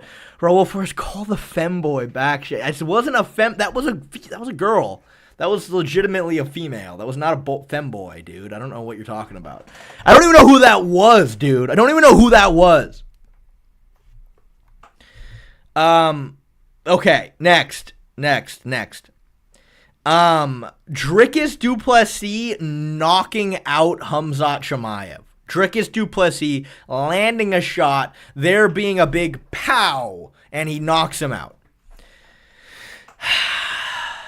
Look, if there were a way that Dricus would win, I mean, it's tough. I don't like how I worded this because I don't want to make it seem like I'm almost certain that is going to be the outcome. My point is like, if there were a way Dricus is going to win, I think that's almost certainly going to be the way he wins, I think. Yeah, I mean, more like a TKO than a full knockout. Good distinction there, Jim. Again, I think when it comes to being a real knockout artist, a lot more skill and technique is required than being a pure power puncher. The reason why Ilia Topuria knocks people out stiff, again, is not that he's he has a lot of power. He does have power, but it's the accuracy and the timing is why he does it. Dricus isn't quite that accurate, but again, big distinction. I'm not saying it's almost certain that this is the outcome, but out of the possible outcomes for Dricus, I think that one's almost almost certain is how he's probably going to win if he does. War Machine, thank you for the $2. Don't go to Thailand if you think that was a girl. That was a female, dude. I don't know what you're talking about, dude. That was a woman who I just spoke to on the goddamn phone. All right, next. Khamzat Chimaev via grapple fuck to rear naked choke. Look, man. in the same vein as this one is. Again, I don't think Khamzat has phenomenal pure submission ability. But if there were a way that Khamzat wins this fight, I think, that's up there with it, man. I think this is probably how Khamzat's going to win. Again, I don't think he's going to have the ability to be jumping on submissions early, but if he can enact the game plan that I feel like he should have, and he can really get in, he can constantly beat Dricus to the hips, really make Dricus work hard to scramble. I think as the fight goes on, I wouldn't be surprised if Dricus starts slowing down and a choke opens up. I think that's a real possibility. All right. Dricus Du Plessis winning a narrow split decision is essentially what this fight is right here. That's what this was. This was a narrow split decision right here. What are the odds Dricus squeaks out a tight decision? Dude, you know what? I think it's a good possibility. I think it's a lot less likely than him winning via, TKO finish, but I think it's a possibility. I think it kind of borders on but I think it's close. Again, look, as long as Khamzat does have the right game plan, I think that it's possible he can make this fight close. I just think it's kind of unlikely. A dominant decision, dude. You know what, Jim? Believe it or not, I think if it's to the extent, I think here's the thing. Here's my problem. Is I think, again, historically, Khamzat's striking defense is really bad. So I don't really foresee a dominant decision. Like, if it gets to the point that he's dominating, I think he's going to finish him. I think he's going to TKO him.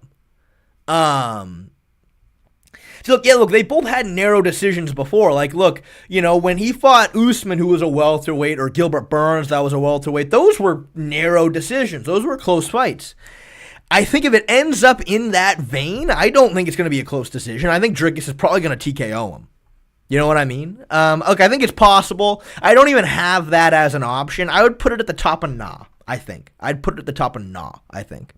But yeah, I just, you know what I mean? Like, I think Khamzat's striking defense is too bad to be able to be getting fucked up yet still survive all the way to a decision. That's what I think. I think it's probably going to be a TKO, if I had to imagine.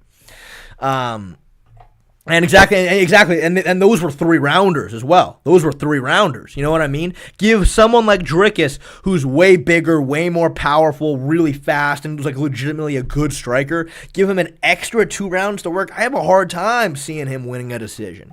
You know what I mean? So, yeah, that's what I would say.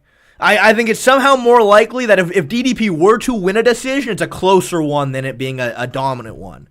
Fighting Milk gave her the 2 pounds. The fact Brunson had a DDP in a rear naked choke ain't a good look. Oh, the fact that Brunson had DDP in a rear naked choke ain't a good look. Yeah, well, I mean, again, we talk about it in my video that I hope comes up by today. I hope. That would be nice. Look, DDP fucking pulls mount. He sits down and pulls Brunson on top of him into mount. And because he was mounted, the only choice he had was to turtle to give up his back. He had to turtle giving up his back, and that's kind of what gave up the choke. From regular grappling exchanges, when DDP ended up on the bottom, he would use the underhook to get back up. You know what I mean? He would use the underhook, get back up safely. It was that weird exchange where he pulled mount. Though DDP actually talked about, though, it was right after the Derek Brunson fight. His coaches sat him down and were like, look, you have a lot of talent. You have, clearly, you just broke into the top 5. You have the capability to be a championship caliber fighter, but you cannot be making the decisions you were making in that Brunson fight. That's what his coaches told him. They went, if you keep doing that, you're not going to last at the top of the division. Like, you have to clean it up. And, I mean, he did. He did clean it up. He absolutely did. He absolutely did clean it up. So.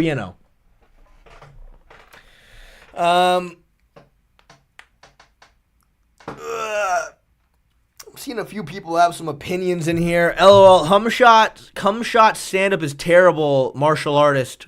The fuck you talking about? Oh, I don't think you're talking to me. Mean Big Game $2, that draw is a possibility. Usually it's $3, but I'll make an exception today for you, Mean Big 8.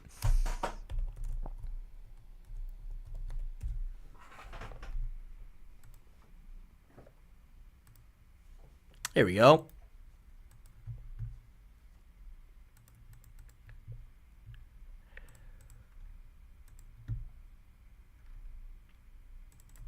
All right. Let's see what else we got here. Oh, Samuel. What are the odds of a 10-8 round on the other side? You know what? Again, only $2, but we'll make. That's a good. Yeah. Sure. Well, let's do that. Let's see. What was a famous 10-8 round? Perfect. Khamzat Usman was a 10-8, I think. All right. I think the judges scored it a 10-8 round one. I mean, they probably should have. Usman literally didn't have a second of success round one. He just got dominated the whole time. Almost finished.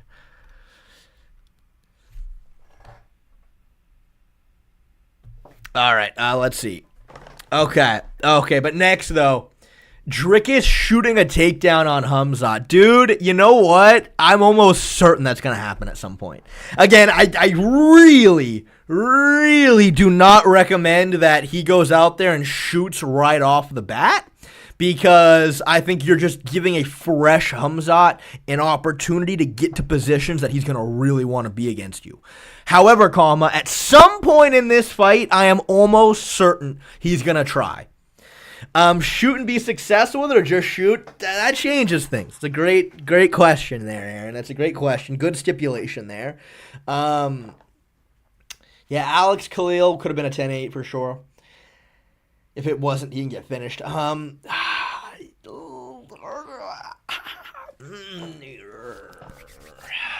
Okay.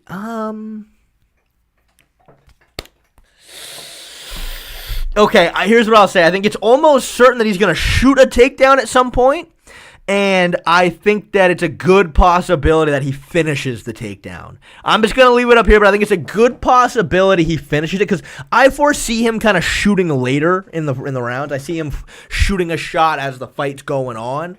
That is an opportunity where I can see him actually getting Khamzat down to his knees. You know what I mean? But when they're fresh, definitely not. But you know.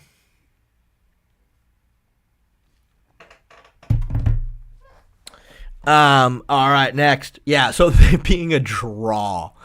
You know what, dude? As crazy as this might sound, I think it might be possible. Because the thing about Khamzat is, historically, he tries to murder you. I think it's like, I'm trying to do the math on this. In a 5-round fight, it could be a draw if Khamzat has 2 10-8s, right? So if theoretically round 1 and 2 is a 10-8 for Khamzat, and then Dricus wins rounds 3, 4, and 5 10-9, would it be a draw? Someone do the math for me on that one. Joseph Woods, thank you for the $2 Australian. Who's Cumbag's worst matchup? Jesus, you guys. The nicknames for Khamzat are mean. 10-8 round 1, and then winning round 2, and then DDP 3. Okay, yeah, that sounds about right. Okay, yeah, that sounds about right. Okay, so a 10-8, then a 10-9, then... Dude, I think that's possible. Right? I think that's possible. I think that's actually possible. I mean, I'm going to say nah, but I think there is a universe where that could happen. There's a universe where that could happen for sure. I think Cumbag's worst matchup...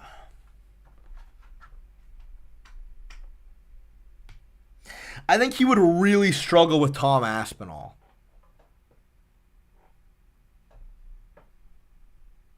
It's one of the worst matchups I can think of.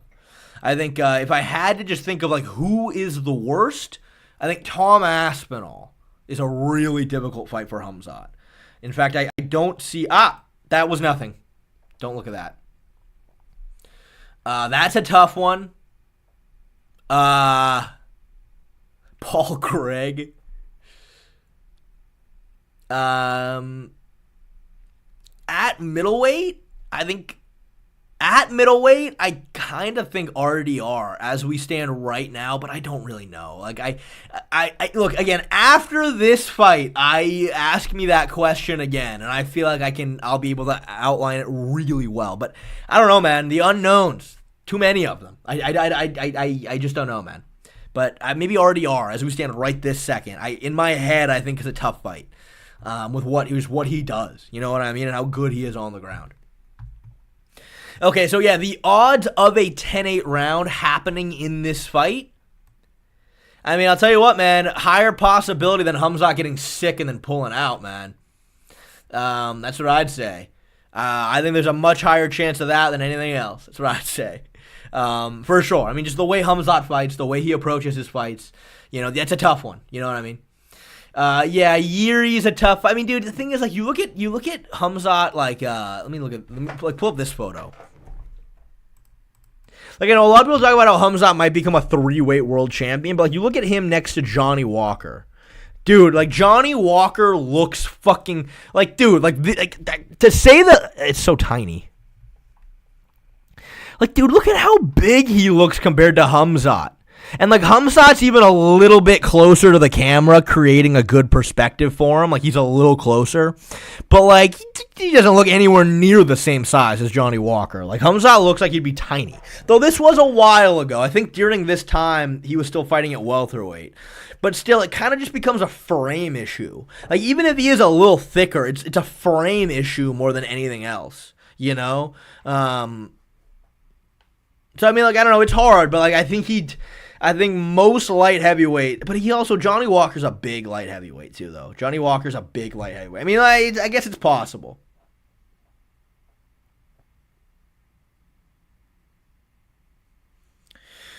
Yeah, I mean, I think Fluffy has a shot. But it's just one of those things, like, without really having a good grasp of Khamzat's current cardio capacities and his energy management problem, it's hard to be certain.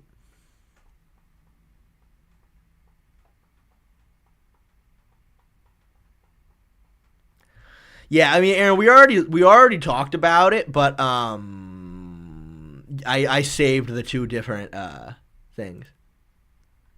Oh yeah. So, like, obviously this one comes out, everybody freaks the fuck out about how big Khamzat is, but again, they forget that perspective is a thing, and we're looking at DDP standing way farther from the camera. He's in front of the camera. He's already taller, but he looks way taller than he should be here. Like, dude, this looks like a welterweight and a fucking 85er. But then you actually look at a different perspective, and then this looks completely normal. Like, yeah, he looks like he's about an inch. Looks like he's about an inch taller. He doesn't look that much thicker. You know what I mean? Like, this is a much more normal angle right here.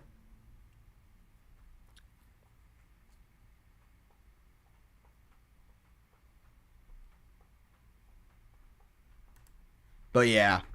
So, yeah, I don't think the size. On a side tangent, I don't know how many of you guys care about this, but obviously CJI is happening soon. And this is crazy. Obviously, you guys know Team New Wave is Gordon Ryan and John Danaher. Gordon Ryan's on the team, but it's John Danaher's team. It's Craig's old team that he left to start B Team, and they had all of this drama, and they like really were beefing for a long time. Well, one of the guys on Team New Wave dropped out. So then Craig fucking drops this. Surprise, surprise. New Wave has their wild card.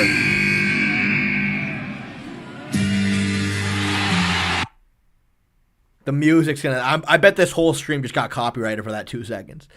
But he fucking drops this, that Craig is gonna be the wild card for New Wave. That would be wild. That would be so cool if he joins Team New Wave. He'd have to compete against the B team. I think he's going to do it, though. I think he's going to do it. Like, why wouldn't he? It would be huge for the event. He has a good chance of winning. But side tangent, I wanted to talk. That's crazy. I wanted to talk about that. That'd be so cool. That would be so cool. I mean, why would he not do it, though? That'd be huge for the event if he did that.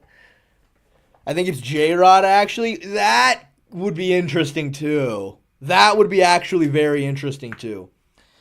See, people tell me to compare Khamzat and Rakic. All right, let's see. Also, please follow me on Instagram. I post a lot of good stuff. Let's see. Khamzat, Rakic.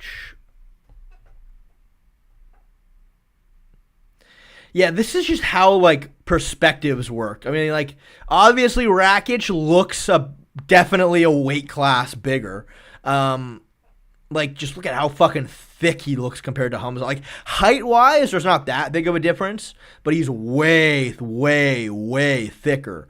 But then, like, you look at this perspective shot where he's way closer to the camera. He's a lot farther away. Now they look like they're about 2 weight classes apart, but it's just the perspective, you know?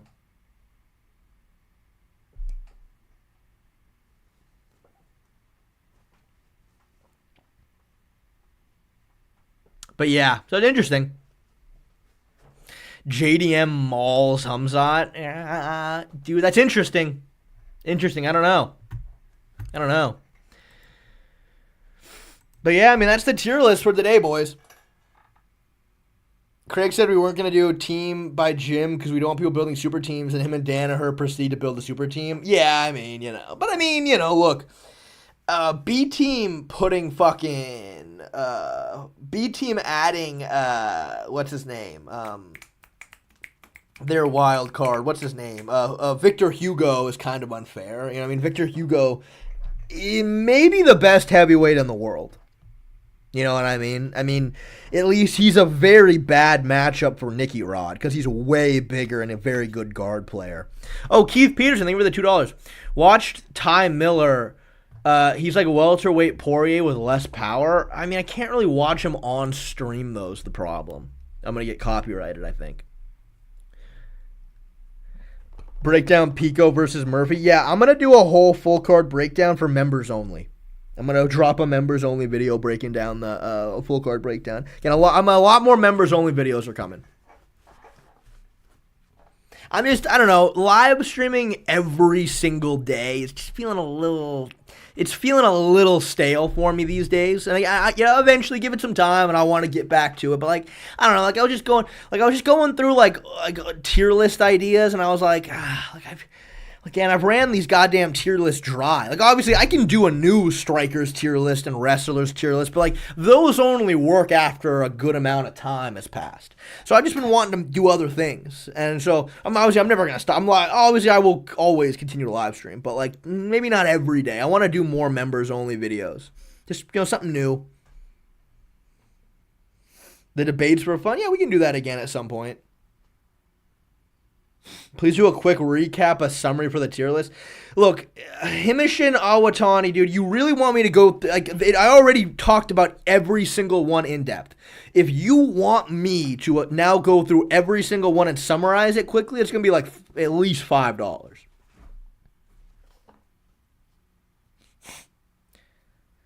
Do more videos that aren't breakdowns or analysis? Well, you know, man, that's... I feel like that's like what my last members only video was about. Well, actually, no, that was definitely a breakdown and analysis. I don't know, man. That's what I do, though, man. I break down and I analyze. That's what I do. You know what I mean? But yeah, I just dropped this one. But yeah, I remember like back in the day, I used to sometimes make different. I mean, I feel like I've always been very analytics based, but I used to do different kinds of things. Dude, I swear to God, I was like the first person to ever like talk about Craig. Like I was ahead of the curve on this one. Like all MMA fans know him now, but like I was the first one to talk about it way back when. Yeah, I mean, like, I would never make a video like this again. Like, I don't really make videos like that anymore. This one was I liked this one that I made. I don't really make videos like this anymore. See, if this were today, I would just live stream my reaction to this. But yeah, I was listening to Barasa Hobby break down Oliveira Benil, and I was like, dude, you don't know what you're talking about. Like, this is bad. But again, today I would just live stream this.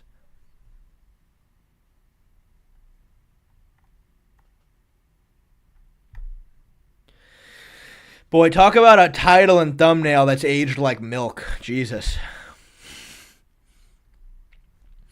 Look at how bad I misspelled irrelevant. Irrelevant. I literally spelled irrelevant. Man, 320,000 views is crazy.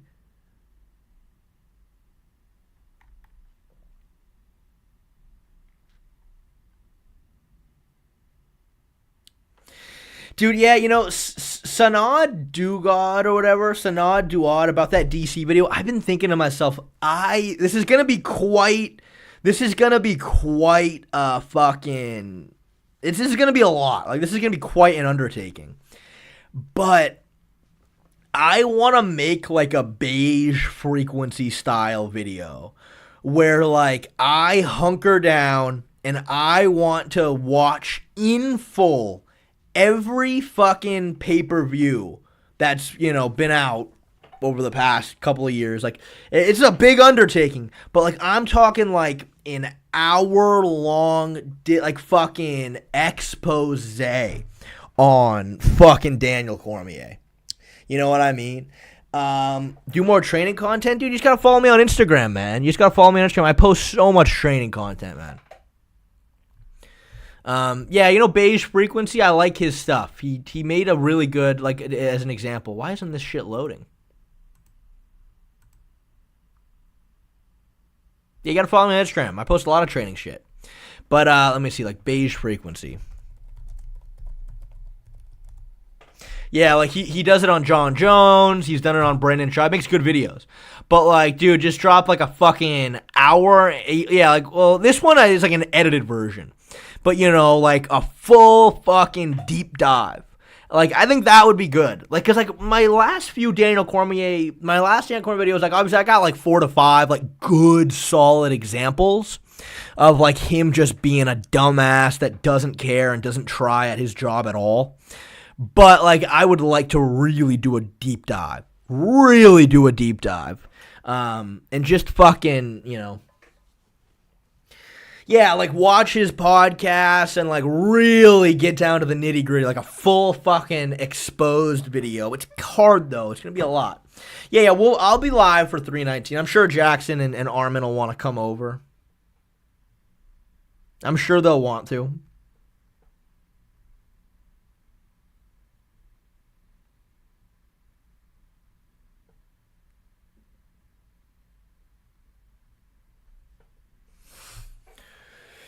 Oh, man.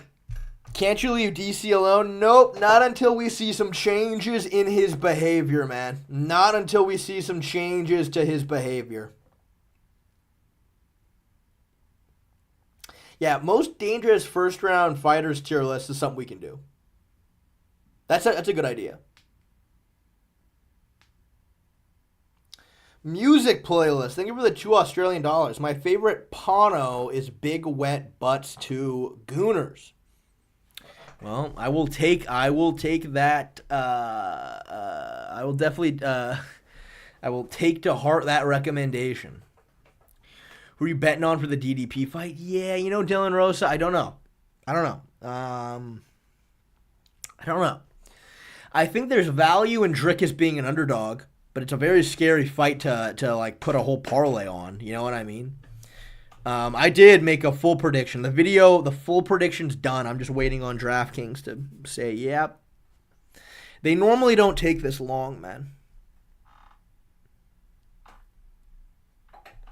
But I will definitely make one, yeah.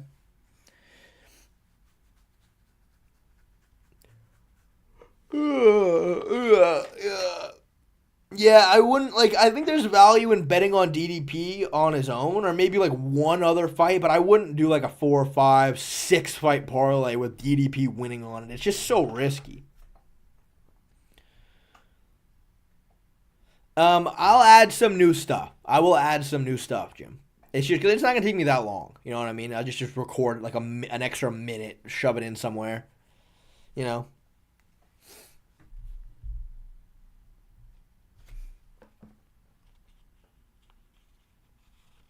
Yeah, I really don't know Islam will revenge Charles. I haven't looked at the card yet, but I'm gonna start doing some researching so I can make my members only parlay video. Oh, Mike Hodges, $10, dude. Thank you. But don't they have to re-review it? No, they don't. That's not. No. They just not even. Just... Hey, but look, in all seriousness, guys. In all seriousness, even if you don't want nor care about sports betting, even if you don't even care, legitimately, they actually have given my fans a very crazy deal. If you've never used DraftKings Sportsbook before, you're a brand new customer, sign up and use my code MMAShay, just all one word like this, MMAShay. If you bet $5 on anything, they give you $200 in bonus bets. I'm saying, even if you don't even want a sports bet, if you are a brand new customer, sign up with my code, bet $5, they will just give you $200 to play around with on any bets you want. I'm just like, damn, like it's legitimately a very crazy deal they're offering fans. So I mean, again, there you go if you want to. Yeah, I don't know, William, but I know they have. Sorry, Mike Hodges, thank you for the $10. Yeah, I made a video that includes a little bit of sparring, pads, and bag work. It's 4 minutes all together. Can you give me some pointers? Yes, for sure, Mike Hodges, of course. Where is this video?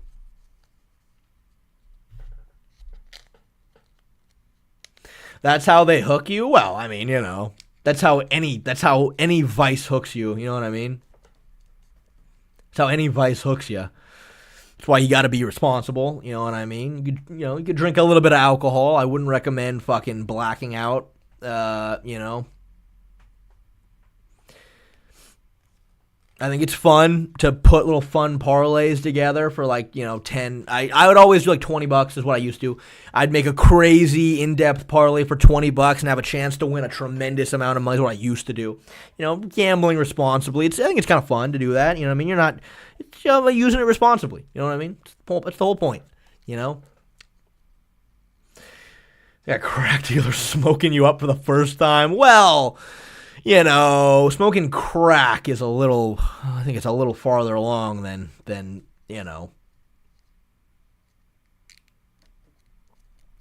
How unique would you say your breakdown is? Reaper, I gotta be honest with you, man. I don't know, dude. I don't think people, look, I want to stay humble.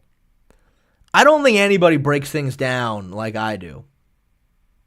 You'd make a crazy in-depth $20 parlay, then put $4K on the guy you predicted to lose. Yeah, I know, Jim, but that was a bit more, Jim, of it won't let me say on Instagram working on it. Mike Hodges, you on the Discord, right? Just DM it to me on the Discord. You're a member. I would hope you're in the Discord. That was kind of that was me reinvesting back into the channel. That was me trying to be my Mr. Beast. You know what I mean? In my mind, you know what I mean? And again, I made jokes that I'm in $20,000 worth of debt. I have probably spent that amount of money, but I'm not actually in debt. I didn't actually take out. I didn't spend money I didn't have. I still lost a lot, but I'm not in debt. Yeah, getting obliterated and betting my rent money on shot. It's funny. I thought it was very funny, and I was willing to.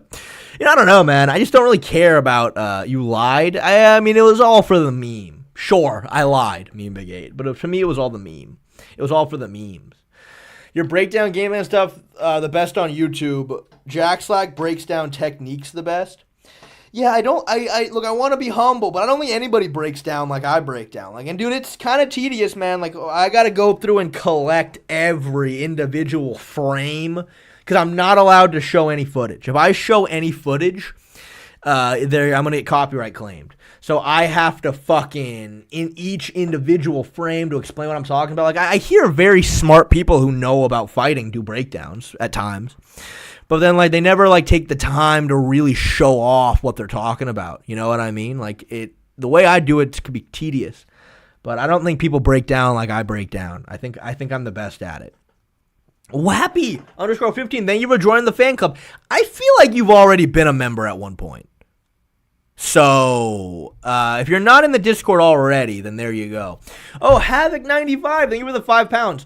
Also, no clips of Dricus' amateur kickboxing despite being a K1 champ with a 33-0 30 KOs. Saying it's not true but strange. I mean, see, that's the weird thing, man. Before I was ever a YouTuber, before I ever was any sort of public figure in the MMA world, dude, somebody posted fucking my amateur fight. Obviously, this is not my amateur fight. That is a fight, but that's a backyard. Hey, right here. Fucking, I don't know who the fuck this is. 3 years ago, well before I had ever made YouTube videos. And I'm sitting there, I'm like, and again, we ended up actually finding Darren Till's amateur Muay Thai fight, so I stand corrected there. But I remember looking for Darren Till's like amateur record and I'm not finding anything. I'm like, bro, I'm on here. How am I on here? And apparently you who are like 33-0 isn't on here. 1,000 views is a lot more than I thought.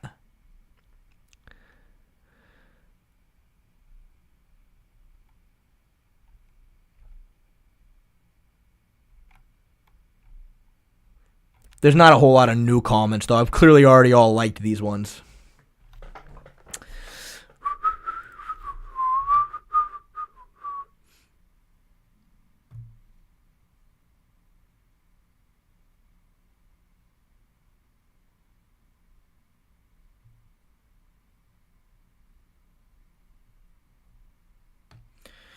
Liking Glaze? Dude, literally, why wouldn't I?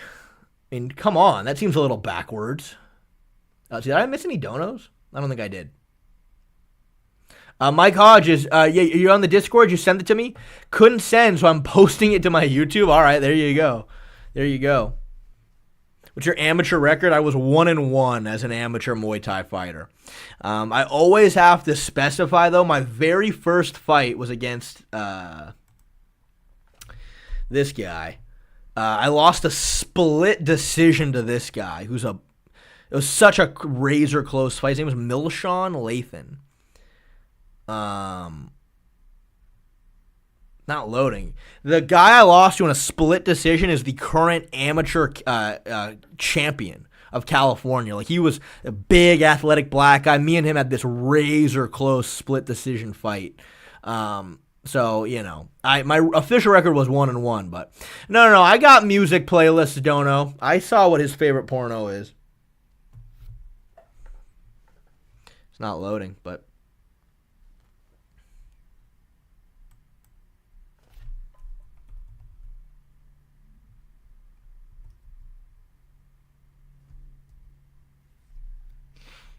I don't know. Maybe I'm spelling it wrong. Yeah, I think I probably spelled it wrong.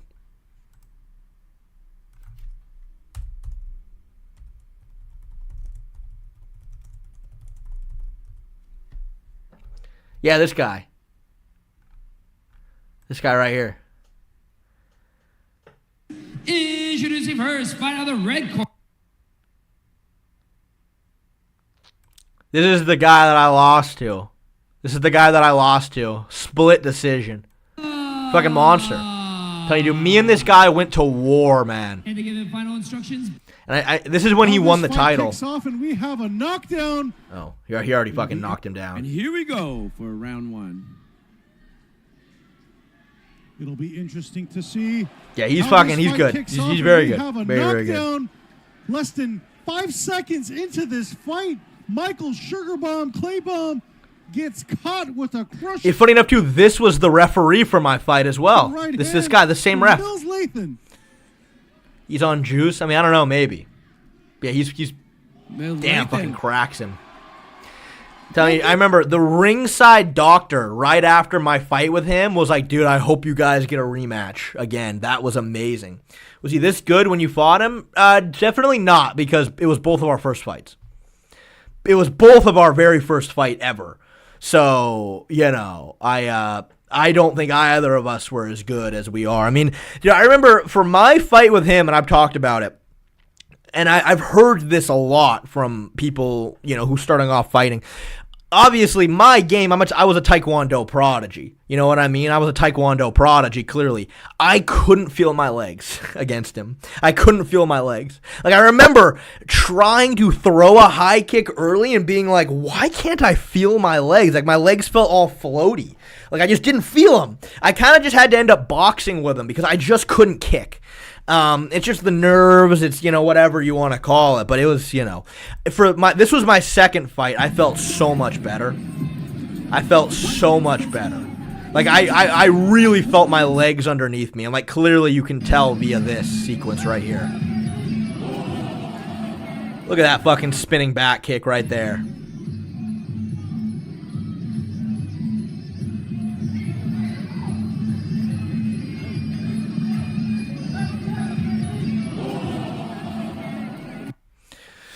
I also lands a really good head kick. Right.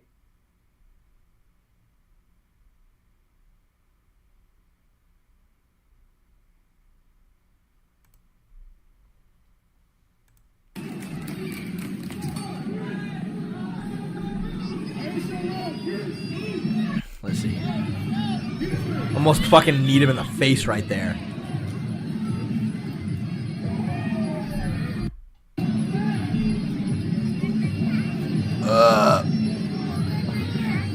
Let's see, right here. I love this combination. It's a switch jab to a body kick. Boom. Hard body kick. And then again. Boom. Another body kick. You see the sweat fly off on this one right here. Boom. And then I set it up to the head. And dude, my fucking shin guard got caught on his glove. Like, look, he didn't like, look, it's one thing to catch the kick, which is a thing in Muay Thai. You know what I mean? You catch the kick. He only had one hand. My shin guard got caught on his glove, and he fucking swept me. But, you tell how much more tired he was than me because he stayed down. But, yeah, I felt a lot better this fight. But against the black guy, dude, I couldn't feel my legs. But that's just part of, your amateur fighting careers. You got to get used to fighting, Why didn't you keep trying to be a fighter? There's two big reasons for why I quit fighting. One was I went to train at this gym, and I'm not afraid to say it. I've told this before, but it was a gym called Team Oyama, which was a very legit gym back in the day. Very legit gym.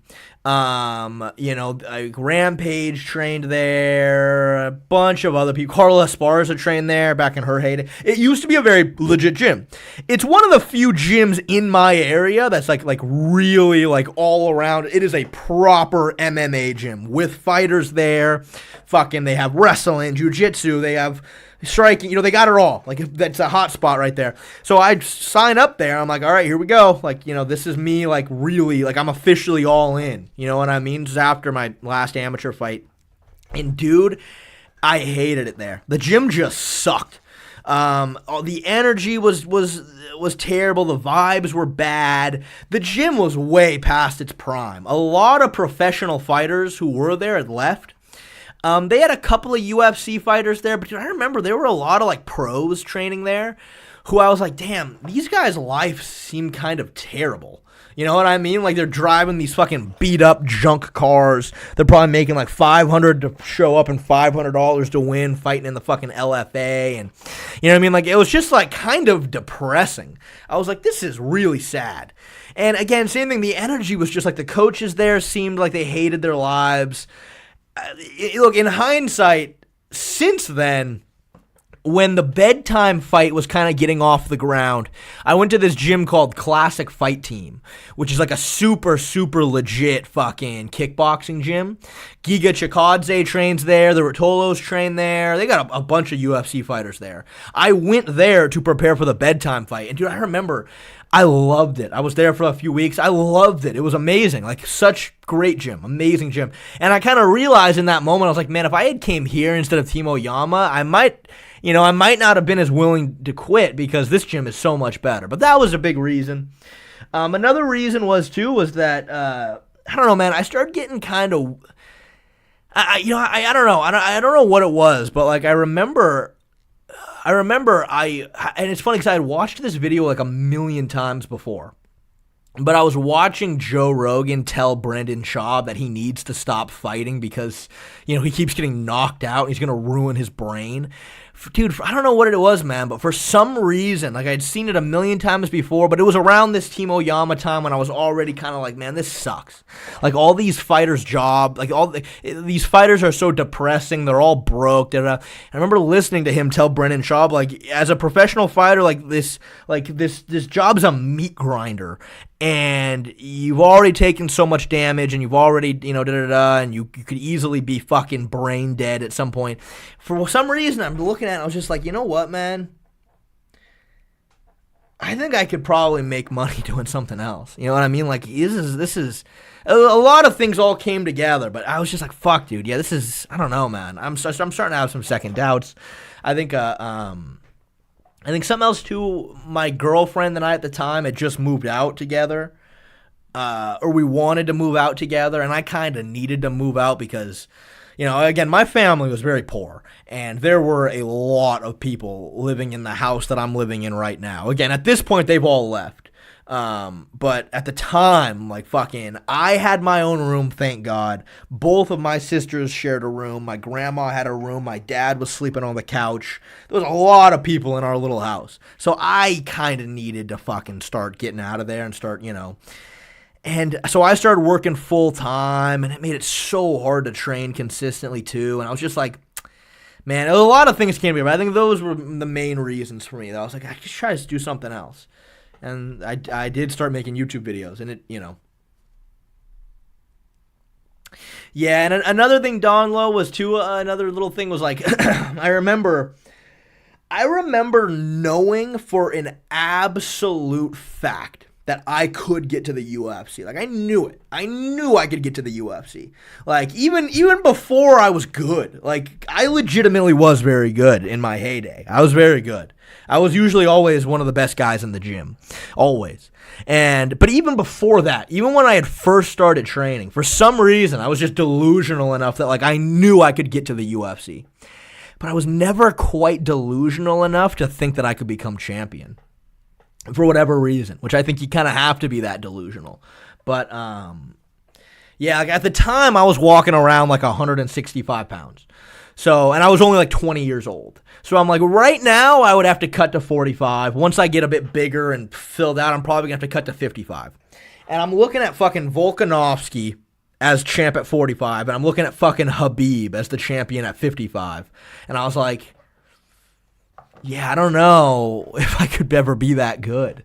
Like, I don't know if I'm ever beating fucking Khabib. You know what I mean? I don't know.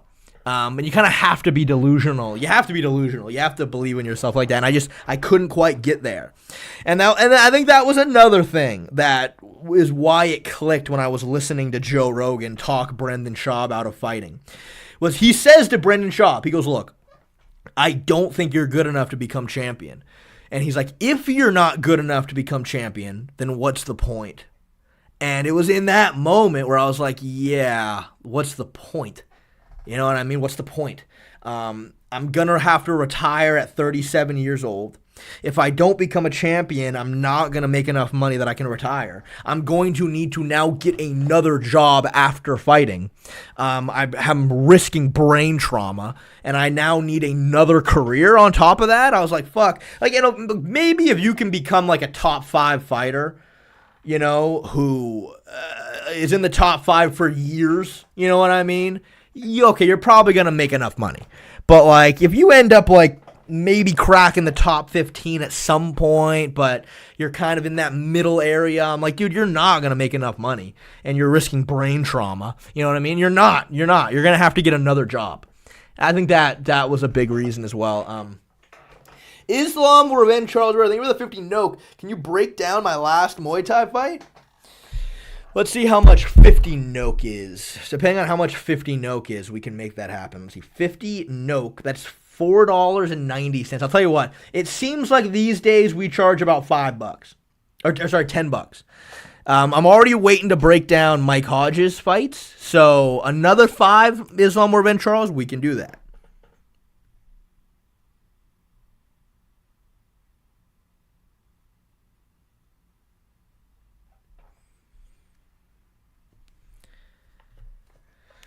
Praise Sun, thank you for the €2. Shay and the Weasel, two UFC fighters we never had. Look, man, no offense to the Weasel. Like, you guys know how I feel about the Weasel and his breakdown ability, but, like, we looked at his Instagram.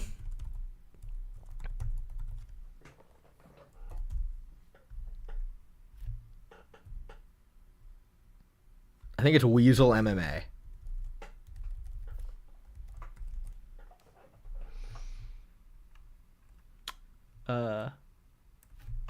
Yeah, I can't find it, but we looked at the Weasel's Instagram, and there was fucking videos of him kicking the bag, and I was like, you were an aspiring professional fighter? I mean, like, I don't know. Maybe, you know, based on that clip, I was like, really? I was like, I hope you're a Habib-style grappler then, if that's how you're kicking a fucking bag. I misspelled Weasel. Oh, there we are. Yeah, let me see. So apparently this is the Weasel kicking a bag.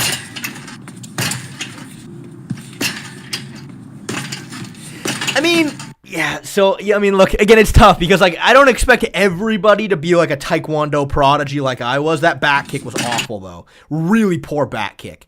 Look, the technique's not bad. Like, he's, like, you know, look, he's lifting up on this toe. He's turning his hips over well. Like, the technique is okay. I just don't see the talent here. That question mark kick was really bad.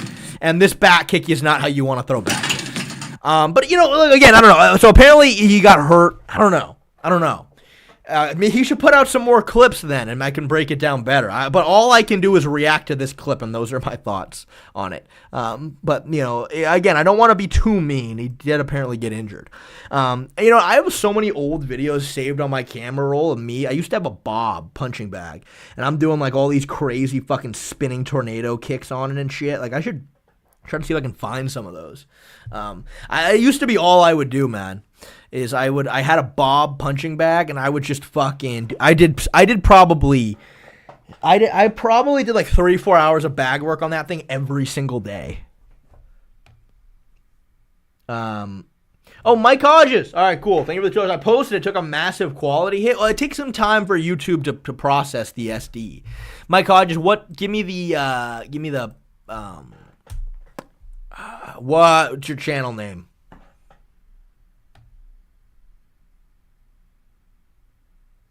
Ooh, Islam Revenge Charles. You sent the other 50. No, thank you, man. Thank you very much. Thank you. Thank you so much. Yes, we can do that. Just, you're on the Discord, right? Send it to me on Discord. Fabio Flintstone, thank you for the $5. You ever have any CTE scares while fighting or after?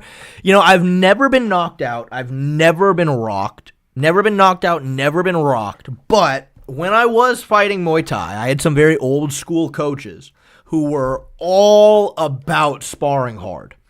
Basically, when I was training with them, which I trained with them for about 2.5 years, essentially every single Monday, Wednesday, Sunday was hard sparring. We sparred hard every time. And again, I say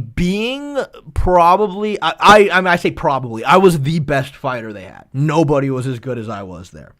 I never took a beating. Never took a beating. But, you know, I can say I got hit a lot. I mean, we're obviously hard sparring. And it would just, I'd start getting in my own head about it. You know what I mean? Like, maybe I sparred really hard that morning, and then I'm walking around and I'm thinking about something, and all of a sudden I just, forgot what I was thinking about. Or, I just put my fucking keys down, and then I walk somewhere, turn around, I have no idea where I put my keys. And I would start getting in my own head about it. I was like, it's not CTE. CTE takes years to develop. I know I don't say I had CTE in that moment, but, you know, I don't know, how do you not start kind of getting worried? You know what I mean? How do you not start kind of, you know, at least it is how I felt about it, at least. You know, Trip 1345, I smoke a lot of weed now. I didn't smoke that much weed back then. Mike Fight in Sights. Well, this is clearly not it. How to beat every UFC fighter.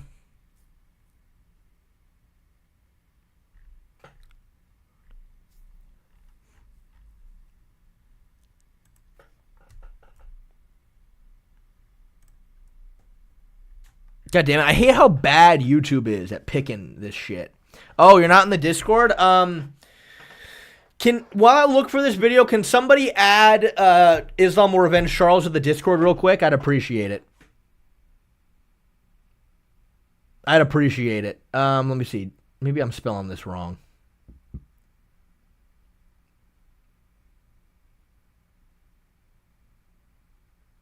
Oh, it's Mike. I'm such an idiot. It's Mike Likes Film. No wonder. That was Mike's Fights Insights. Well, that somehow didn't work.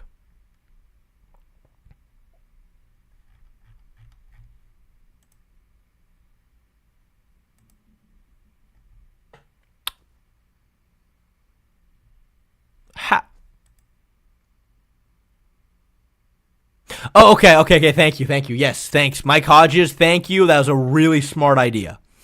Really smart idea. It's no. Thank you. This is exactly what we needed. Yes. Beautiful. That's very smart of you. All right. What up, Shay? Welcome to Mike Hodges Training, buddy. You prepared this in advance, clearly. That's very funny. Oh, Ratchetti. Yes. God, we got a lot to watch. Does anybody add? Okay, Islam will revenge Charles. I got you real quick. I'll add you to the Discord. Here we go. I got you. Let's see. Your name is Einar. Einar.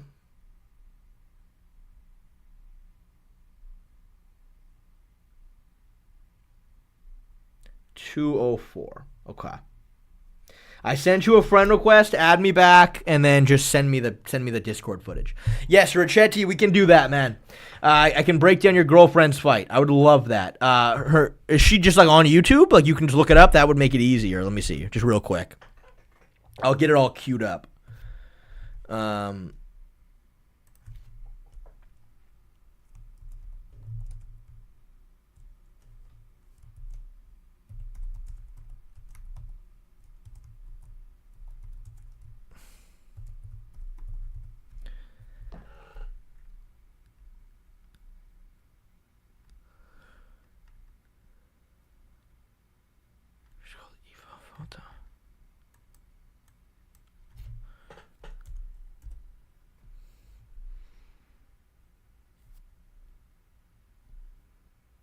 Damn. Wait, this is your girlfriend? Wow. That's cool. If that is actually your girlfriend, that's really cool. And she fought a girl named Sheer Cohen. The problem is when I type that in, it ends up not coming up. Well, I have this queued up. Okay. Damn, that's crazy. All right, Mike Hodges, let me see. Oh, real quick, MMA Jack, let me the $5. GM3 Hernandez, Ruzibiev, Jared Neal, Larone, parlay hits for 1K equals $453,000. Jesus. I mean, look, I got MMA Jack. Yeah, I will make a full card breakdown that it's going to be members only. I haven't done any research yet. Based on what I know as of right now, though, I don't know. I feel a little nervous about Jared Cannonier versus Michael Venom Page. Jared Cannonier needs to try to grapple. He needs to try to grapple MVP. Jared doesn't really fight that way, though. Jared likes to kickbox. You cannot kickbox Michael Venom Page, dude. He's going to destroy Jared. So I would be very careful about that bet in particular. Please tell me how to improve. I'm thinking of doing the 2026 TBA Muay Thai tournament. All right, let's take a look at this. I'm the white guy. Oh, let's see. Oh, okay, good. I had this sped up.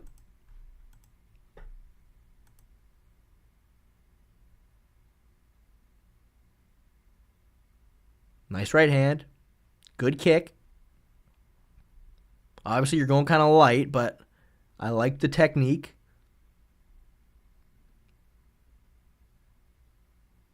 Nice teep.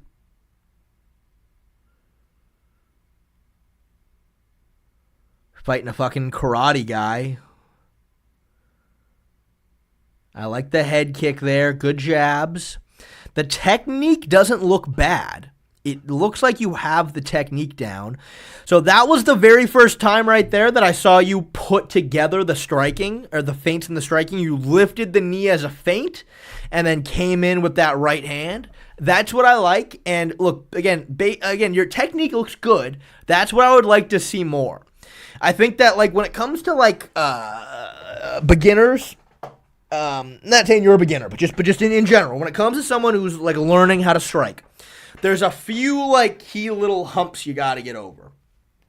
Hump number one is just the pure technique. You know what I mean? Just the pure body mechanics of the proper kick, the jab, the right hand, the hook, the switch kick, the teep, the high kick. Just getting the technique down is hump number one. Hump number two is being able to really mix the punches and the kicks together. I've been training for over a year. I mean, the technique looks very good for that. I think that's hump number two, though, is actually putting together the punches and the kicks and finding all of your little tricks. I think, like, a bit of a weird example, but, like, when I was watching, again, very weird example, when I was watching KSI fight Tommy Fury, and it's funny why this one comes to my mind, though. God, this might have even been before I start. No, I was making videos at this point. But I was watching KSI fight Tommy Fury. And I kind of realized watching, and I'm like, the difference between KSI and Tommy Fury is that, like, KSI hasn't been doing it long enough to get the little tricks. Like, anybody who's striking, you have your little tricks. You know what I mean? You have your little, I come with this feint right there, get them to react, and I step in with the right hand. Or for me, like, a real simple one that I always loved was jab and then switch kick at the same time that I'm jabbing. Then that same side kicker, as an example. But you got to find your little tricks, your little feints, your little setups. And just for example, I remember watching the fight being like, KSI doesn't have any little tricks, like, at all. Like, he doesn't have any tricks. And you see Tommy did, you know what I mean? And I liked what you threw there when you lifted the knee, came with the right hand. That's a good example of what I'm talking about. You know what I mean?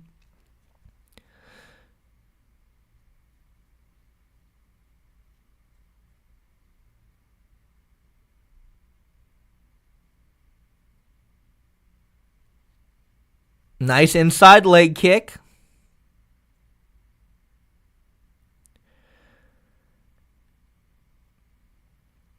See, she's fainting there with that. It's interesting he's not wearing shin guards. Nice leg kick. I like that little stutter step with the feint. There you go, you're feinting a little bit. See, right there, let me see, you kind of ended up a little off balance. So you went for that kick, planted. See, you notice how it's okay to do this when you switch your stance as you kick, but as soon as you land, you gotta back up. Because, look, you landed and you're way off balance and you're out of position here now, and that's why he kind of capitalizes on it, you know? Yeah, he forgot him, so we were throwing light. Yeah, for sure. I can tell, which is good. I think light sparring should be what you do more than anything else. But yeah, look, for the most part, when I'm watching you strike right now, I'm seeing you're kicking or you're punching. I would really like to see you look up some Dutch kickboxing combinations. I think the Dutch kickboxers are the best when it comes to really mixing it up. You know what I mean? Like example, 1-2 body shot leg kick. You know what I mean? High kick, fucking Superman punch, hook, and then leg kick. You know what I mean? I think that's what separates, like, really high-level strikers. And, dude, again, for the most part, when you watch a lot of guys in the UFC, a lot of them aren't very good strikers. So they don't put together combinations very well. I mean, you know, they just don't. But, he's talking about Muay Thai, Jim, but again, I think the Dutch kickboxers are the ones that put together these combinations better. You know what I mean? But yeah, like just some basic Dutch kickboxing combinations. It's a lot of it's like, you know, jab, body kick, right hand, leg kick. Like, you're throwing combinations where you're mixing it up. And if you can just get good at that, especially at like an amateur level, you're going to be fucking people up.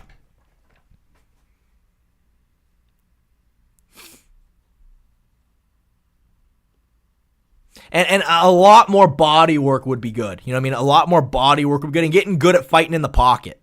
You're switching stances, which is interesting, which is good. Nice teep. You know what I mean? Like, it's a lot of single leg kicks, a lot of single high kicks. I would really like to see the combinations we put together. Because, you know, again, the technique's not bad. Like, you're throwing with good technique. You can tell you're not a complete novice. But, like, all of these individual kicks all on its own, like, somebody who's really good is just going to be ready to check every single one. But as soon as you start putting the combinations and the feints, and again, just practice some very simple combinations. And try them out in sparring and just start developing little tricks. Start developing little techniques that you know to land. You know what I mean? Is what I think would be good for you.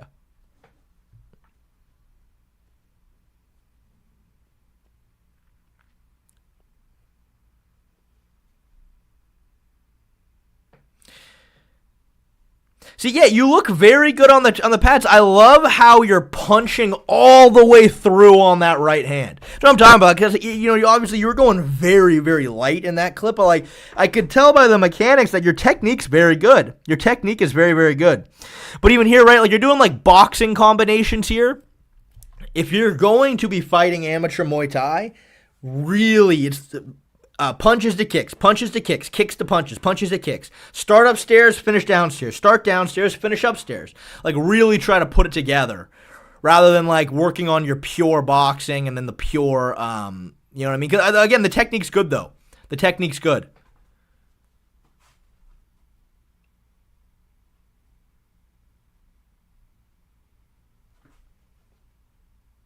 Again, yeah, the technique is really good. But notice how, when you look at the combinations you're throwing,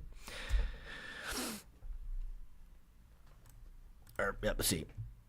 It's punches, kick after. Punch, kick after. Punch, kick after. And now it's all kicks. I would like to see punch, kick as a combination. You know what I mean? Kick, punch, kick. You know what I mean? It's the mixing it up is going to really catch people off guard. But it's you're very disciplined in how you're throwing, and the technique is very good. Better back kick than the Weasel, by the way. That was a better back kick than the Weasel threw. That was a much better back kick than the Weasel.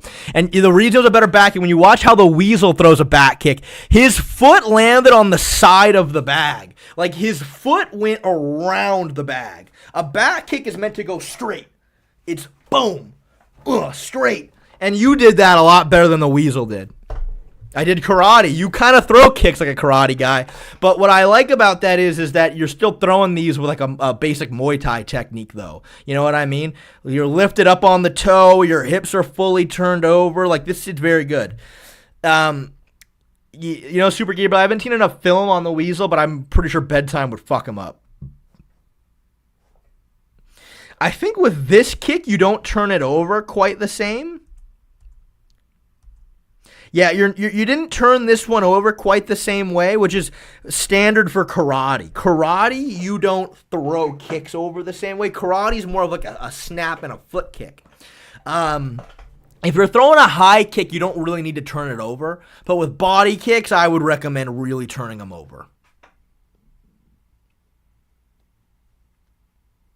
That was a very good high kick. I love you. You have very good kicks. You have very good kicks. Dude, what a nice setup you have here, bro. Like, I'm so jealous of this setup you have. Very nice. You got the bag. You got the workout equipment. It's like you're in a little fucking man cave. Dude, great. I loved it, man. Thank you. Thank you. Yeah, you're going to be very good. You're going to be very, very good, man. Really good work. Really good work. Really good work. I loved watching it. It's fun. It's fun to break down your guys' technique. Need to train in the Midwest? Let me know, Shay. For some reason, looking at you, I thought you were like from Europe or something. But I mean, if I'm ever there, man, I know who to talk to. Now, this is crazy. Apparently, this is somebody in chat's girlfriend, Eva Poto. Oh, just search Eva Poto, then scroll down until you see the whole video 20 minutes long. Okay.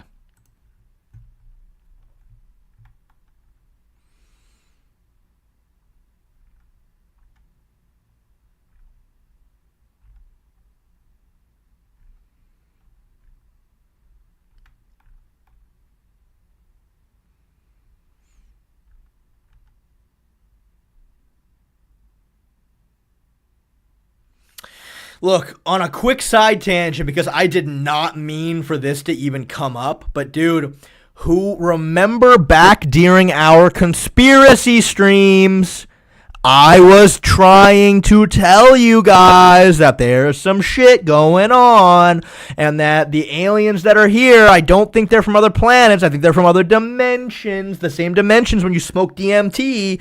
I think that's where the aliens are coming from. That's all I'm saying. I was telling you guys this, by the way. I was telling you motherfuckers this. Remember my conspiracy streams. Did I pass it? Oh, Goofy Goober, thank you for the 5 pounds. How'd you build up your skill/XP without taking damage in sparring? I feel like as a beginner, you're bound to get rocked in hard sparring. I mean, you know, hopefully you're fighting somebody who, or you're at a gym where if you are a beginner, they're not trying to fucking murder you, is probably how it should be.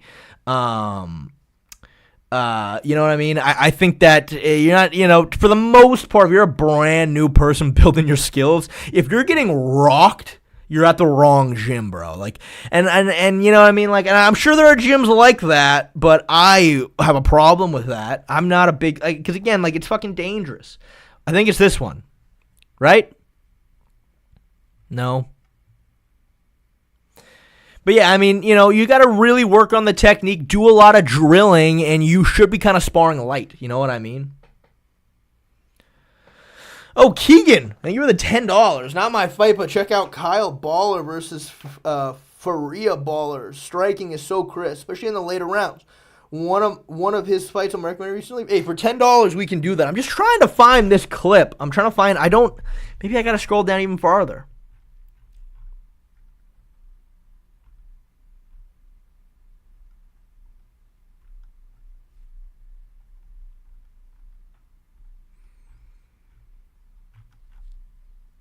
The one that's 29 minutes. Maybe I could, Oh,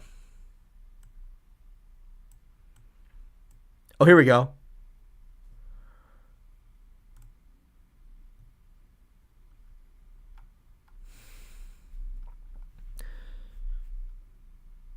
No, it was the one that you checked. 29 minutes. Okay, so 17, 14, 12 minutes, 8 minutes.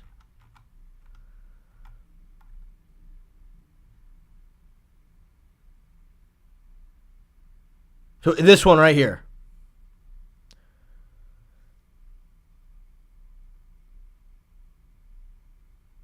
This one? Bro, you scrolled past it.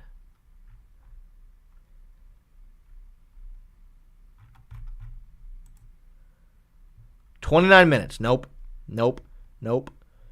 Oh, here it is.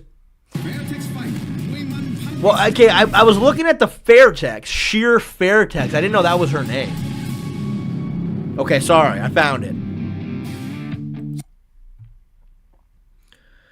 Damn, dude, lucky guy you are. How did you meet each other? Are you a fighter yourself? It must be kind of interesting to be dating like a female badass. From Finland, this is Eva Twins. I mean, look at those goddamn shoulders. Like, she's jacked. And your referee, Thanks, Tinder. That's funny. That's funny.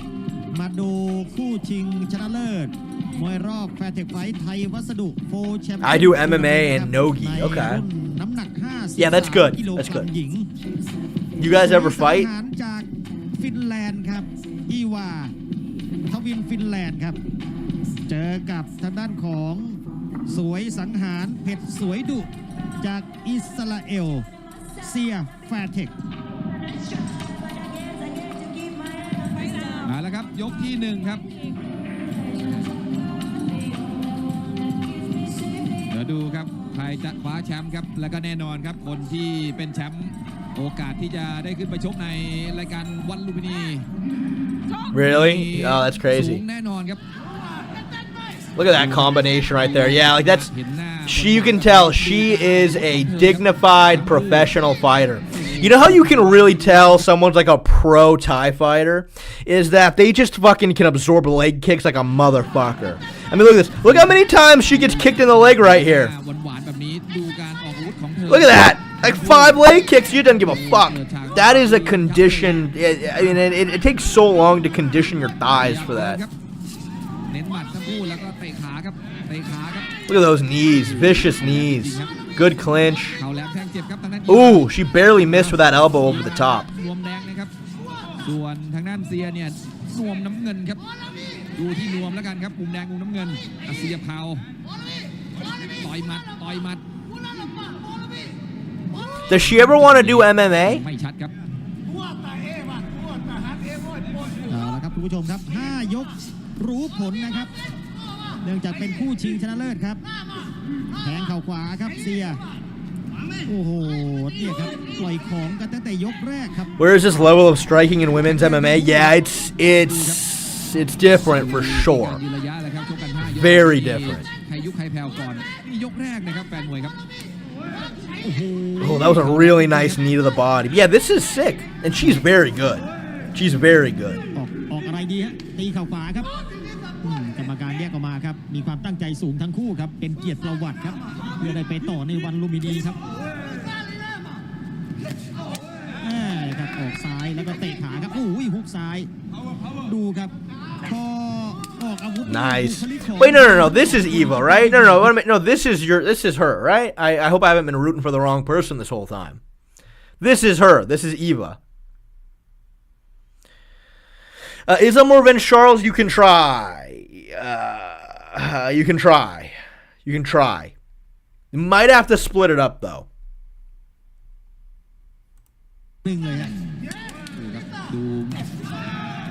Ooh, nice little shot over the top. Yeah, that's what I thought. Ooh, really nice knee right there. She's dominating the clinch. Look at those knees to the body. Ooh, that was a big shot. She just ate. She checked that leg kick very nicely. Ooh, okay. That was a hard right hand she made a run into, though.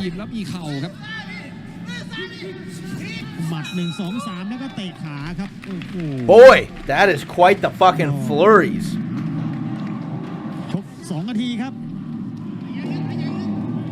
ชก2 นาทีพัก1 นาทีครับ5 ยกนะครับสำหรับมวยคู่นี้เพราะว่าเป็นรอบชิงชนะเลิศ What a great watch this is. เนี่ยครับหมัดแลกหมัด Damn, and she's like big. She's popular. 53,000 views on a Muay Thai fight is no joke. คือต้องบอกเลยนะครับว่าตอนนี้มวย Yeah, dude, like this is like I wish more women's MMA fighters had striking to this level. ก็เรียกว่าเป็นเรื่องที่จะบอกว่าเสียใจไหมที่ชาวต่างชาติเก่งกว่าคือถ้าเกิดเราเสียใจแต่ว่าเราไม่พัฒนานี่ก็ไม่ได้ครับคือต้องบอกว่า Damn, there's some long breaks in between rounds. ไทยของเรานี่ก็จะเป็นความภาคภูมิใจของเขาอะครับล่ะครับในเมื่อเราจะผลักดัน I noticed that too. I thought it said there were 50 seconds left on the clock with the bell เปลี่ยน went. แปลงครับเพื่อให้เข้ายุคทันสมัยครับล่ะครับยกที่2ครับสู้กันต่อโอ้โหเนี่ยตีเข่าขวา Dude, she's just bitching her in the clinch. She's better on the outside with the teeps. This girl here is doing a good job landing some overhands, especially as she's moving in from here and there. But for the most part, Eva, your girl, way better on the outside and way better in the clinch. Ooh, look at that knee upstairs. Beautiful knee. นี่ครับชก5 ยกก็ไม่ตั้งดูชั้นอยู่เชิงครับดูเชิงลองเชิงอะไรอย่างนี้ไม่มีแล้วครับเนี่ยครับ So I am really curious, Ricchetti, how does like the dynamics work in your relationship when it comes to like traditional gender roles? Like I mean, obviously you yourself is a very trained individual, like you said. You know, you grapple, you've done MMA, but like, you know, basically if an intruder breaks in, or is she the one stepping up here, or like I'm curious about those dynamics. You know what I mean?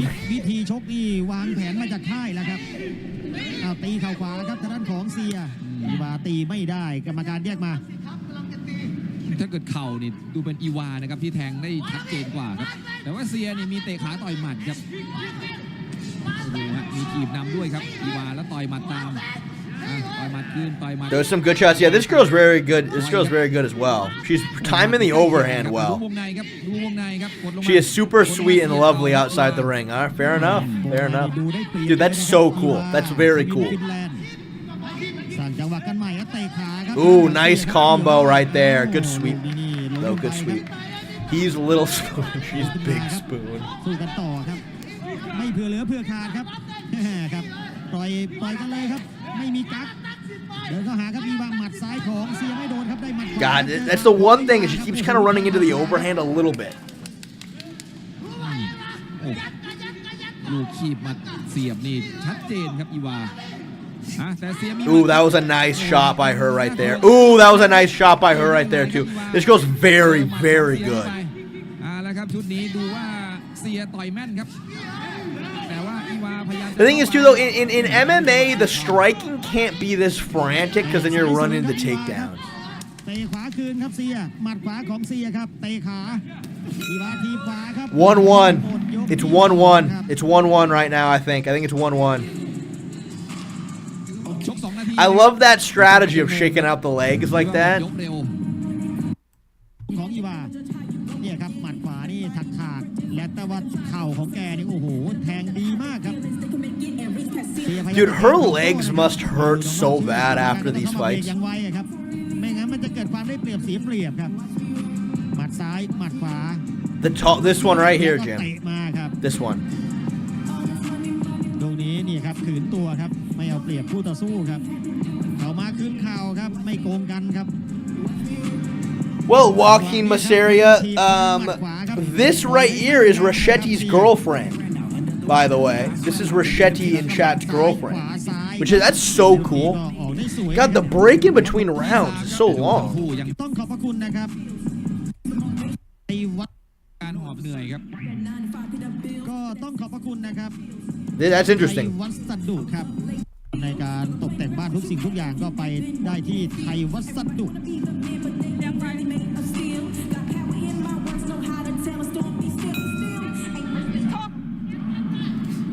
ขยับเดินต่อครับยังคงเดินเหมือนเดิมครับโอ้โหดูครับกำลังจะคีบมา Damn, they're breaking up the clinch there. I wonder why. ลุยต่อครับอีวา Nice, good knees. She's back to dominating the clinch.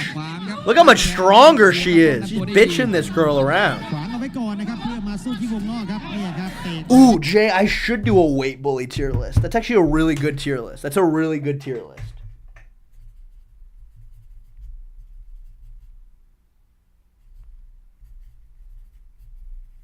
Yeah, weight bully tier list is good.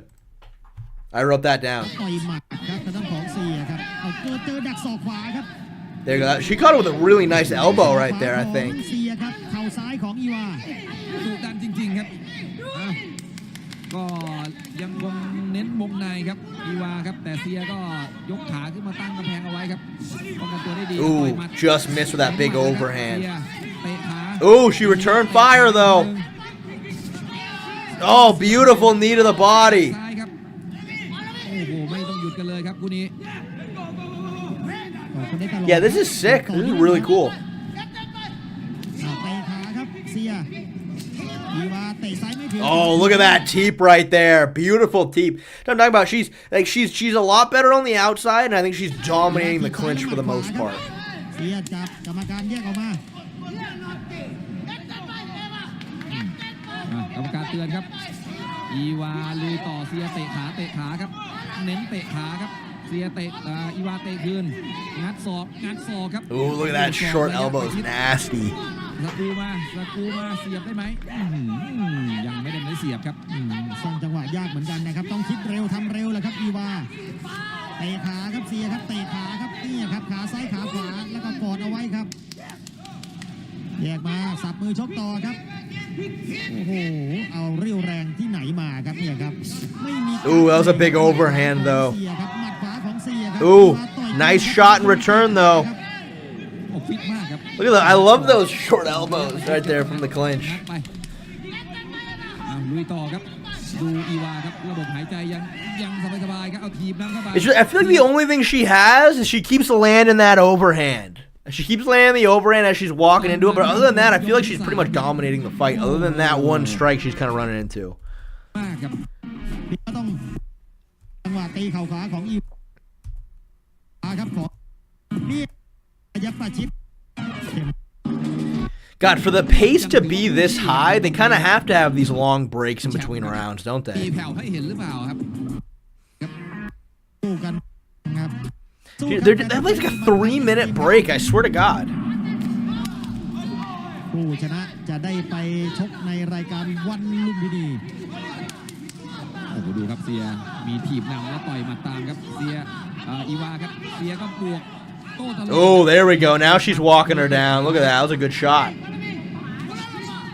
อีวาพยายามจะเข้าไปต่อยหมัดยังหาจังหวะเสียบเขา She blocked that overhand that time very well. นี่ฮะเจอกอดเอวแบบนี้ก็ตีไม่ได้ครับ ก่อนในไม่เอานะครับเสียครับชกในแขนของตัวเองครับโอ้แต่ว่าแข้งซ้ายหน้าสวยครับอีวาครับแข้งขวาดีครับแต่ว่าเสียก็เตะขาครับเตะขาครับเสียหมัดขวาครับยกซ้ายบังเอาไว้ครับเนี่ยครับในป้องกันครับเพื่อมาสู้ที่วงนอก ถือว่าแก้เกมได้ดีเลยครับรูปร่างเล็กกว่าหน่อยครับวงในไม่สู้วงนอกขวางแหมแต่งตัวนานครับ Beautiful teep. ถีบนำเข้าไปอีวาพยายามจะบวกหมัดเสีย Love that fucking body kick, too.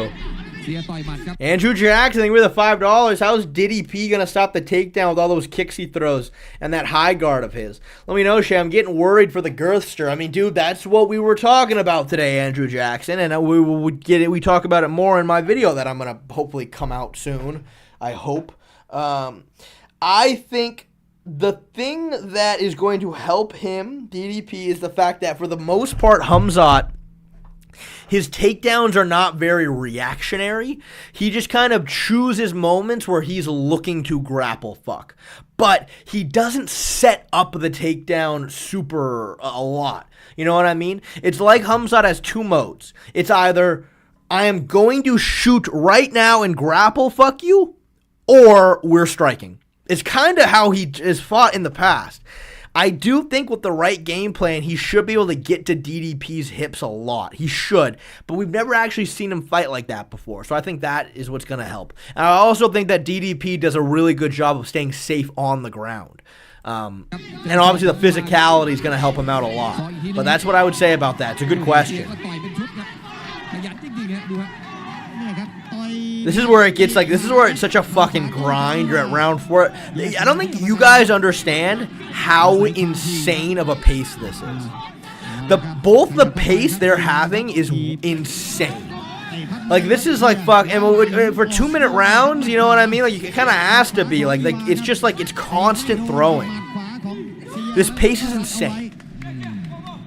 โอ้ถึงตรงนี้นี่ยังไม่หยุดครับยังไม่มีแผ่วครับยังไม่มีใครหมดยังคงลุยอย่างต่อเนื่องครับอีวาถีบนำต่อยหมัดตามเสียตัดลำตัวแล้วต่อยหมัดชุดครับยังไงฮะฟันยางกระเด็นครับโอ้นี่ครับโดนหมัด 1-2 ของไปต่อยจังหวะต่อยเขาแล้วครับแล้วตัวยางหลังครับสู้ต่อครับหมัด 1-2 ครับงัดศอกครับ God, I love her elbows right in the clinch like that are so nasty. I love those. โอ้โห1ยังไง2ยังไง3ยังไง4ยังไง All right, here we go. Last round. I will have to be honest with you. I've lost score of who's won what, but like I'm really enjoying this. ไม่รู้จักเหนื่อยครับ Yeah, this is a lot more entertaining than women's MMA. ครับมาตีเข่าขวาครับเสียแล้วก็จะตีขวาอีกทีกรรมการแยกพอดีแม่เข่าของอีวาก็ยังไม่ได้จังหวะเสียบนะเหมือนยกต้นๆครับดูครับเพราะว่าเสียก็รัวหมัด That was a very good knee to the body by her opponent. แก้ไขสถานการณ์ได้ดีครับเสีย Those elbows are nasty, and those are scoring very nicely for Eva. Good body kick, beautiful switch kick. ถือว่าออกหมัดได้แม่นยำขึ้นนะครับในยก They're separating the clinch pretty quick now. จะสวยเมื่อสายหรือเปล่าครับออกซ้ายครับอีวาครับเจอเตะขาจากเซียครับแทงเข่าขวาครับอีวาวงในเริ่มเสียบเข่าได้ครับคือต้องรีบนะครับวงในเพราะว่ากรรมการจะแยกเร็วครับพอคีบได้ต้องเสียบทันทีเซียยังคงเน้นหมัดเหมือนเดิมครับต่อยหมัดชุดครับโอ้แต่อีวานมีหมัดมีศอกด้วยครับโอ้โหดูครับ Yeah, that's the only. Her opponent's a monster. มีความหลากหลายของ It's just it's hard because like obviously the pace is so crazy high. You have to push hard. It's just she's kind of running into the overhand. Is the one thing I'm seeing from that her opponent's landing all day. But apart from that, she seems a lot better in the clinch. Although she's turning her back like that to try to stop the knees. She's better in the clinch. Those elbows she's landing are very nicely. The teeps are landing really nicely. It's just that overhand. I've lost score of what's going on in this fight. That's what's hard about these short rounds and stuff. She's busted up though now. She's bleeding. But it's hard. Like these rounds are so frantic. It's so hard to like keep track of what's going on or what's like or who's winning each round. ช่วงปลายยกครับออกแนวบ้าเลือดครับเสียออกแนวบ้าเลือดครับเกือบโดนกรรมการ Oops. เกือบไปแม่มีของแถมจากอิสราเอล Try to go for a fucking judo throw right there. แล้วครับช่วงปลายยกครับช่วงปลายยกเสียเดินแล้วก็ All right, everybody, fingers crossed. I love how she's just smiling the whole time though. ต่อยมาอีวาครับ All right, let's see who won. อีวานี่ครบหายใจ In our main event, the fight has gone the distance all 5 rounds. Our judges have scored this bout 48-47, 48-47, and 48-47. Damn, look at her. It was those short elbows, man. It was those short elbows in the clinch. 47, 48, และ 48, 47 for the winner and the champion. Fairtex fight. Thai Wataru for champion tournament in the 53 kilogram category. In the red corner. Yeah, she did it. Yeah. Woo. Dude, that's awesome. Dude, that is awesome. Dude, fucking great watch, man. Thank you. It's so crazy you're dating her. That's so crazy. Yeah, dude. Yeah, Shear's good. Yeah, that's what I was gonna say. I'm like, dude, she got kicked in the leg a fucking lot. She ate a lot of leg kicks, but for the most part, she was dominating the clinch. She was doing very well on the outside. Like, dude, she was really good. That was a great watch for Chetty. Thank you so much for putting that on my radar, man. How long you guys been together? I hope you guys never break up because I'm rooting for you guys. That was awesome. Ogre online. I think for the $10, Ogre. Good to see you, buddy. DDP looks so much bigger than Khamzat because of his height. The fact either of them are doing 185 is weight bully shit. LMAO. Both of them not fighting are over 200 pounds. Weight cutting is kind of an exploit. You know, it is. Weight cutting is an exploit, but at the end of the day, it's just one of those things like, if you are fighting at the top of the division, you kind of have to cut a bunch of weight because that's what everybody else is doing. Like, you don't really have a choice. You got fucking Patty Pimblett walking around at 200 pounds. You know what I mean? Cutting all the way down to 55. And then he's fucking massive in the cage. Like, it's just one of those things, like, what do you do about it? You know what I mean? Like, it's either you're going to be giving up that much weight or not. You guys have been there for 7 years? That's great. That's great. That's great. That's great. Good. That's good. That's good. I'm glad. You guys are in for the long haul for sure. But like DDP in particular, he's probably like 220 in the fucking octagon. As crazy as that sounds. He's probably about 220. Yeah, I mean, you can say weight classes are pointless, but then the problem is, like, if you come in and you're just like, okay, everyone's going to fight at their natural weight. It's like, how do you enforce that? You know, how do you enforce that? That's the only thing. But yeah, I mean, for sure, you can definitely make the argument that it could certainly be exploitative. All right, let's see. There was one more piece of footage we were meant to watch.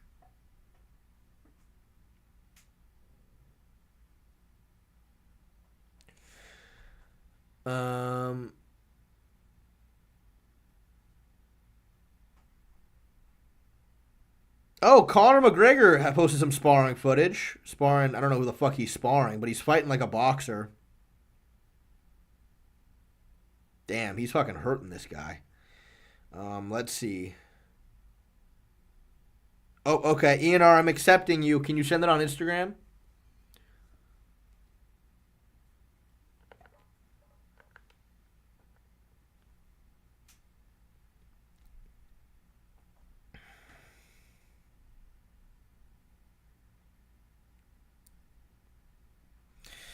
ENR, I've accepted you.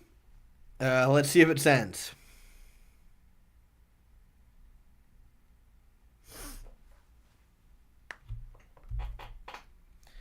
If you're watching that, why don't you watch the UFC prelims? It's not that I don't enjoy watching the prelims, man. It's just, sometimes I got other things to do.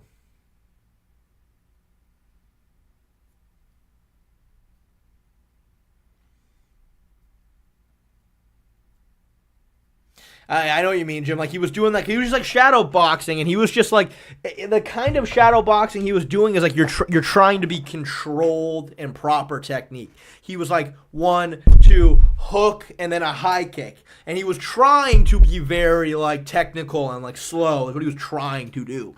And everybody was like, where's the speed and ferocity? Where's the, you know?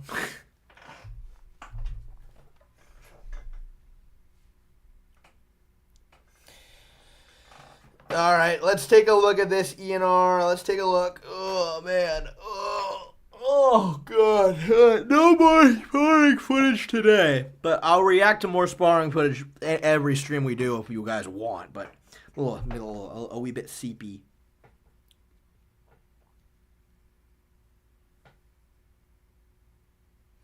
Too long. We can do it next stream. I'll figure it out. All right. Islam will revenge Charles. Don't let me forget. I'll remember. Just let me know. Yeah, maybe if you want to post it unlisted on YouTube, then you can just send me the link to it over Discord if you want. You know what I mean? But yeah, unlisted on YouTube might be the way to do it. Alrighty, guys. Alrighty. Today was a great stream. Had a lot of fun. My video about Khamzat DDP will come out soon at some point. Probably, I hope. Watch, DraftKings will approve it by Monday. I'll post it on Monday. I will post it on Monday and take their money. But anyway, guys, thank you so much. I appreciate all of you. I will see you all later. Goodbye, everybody.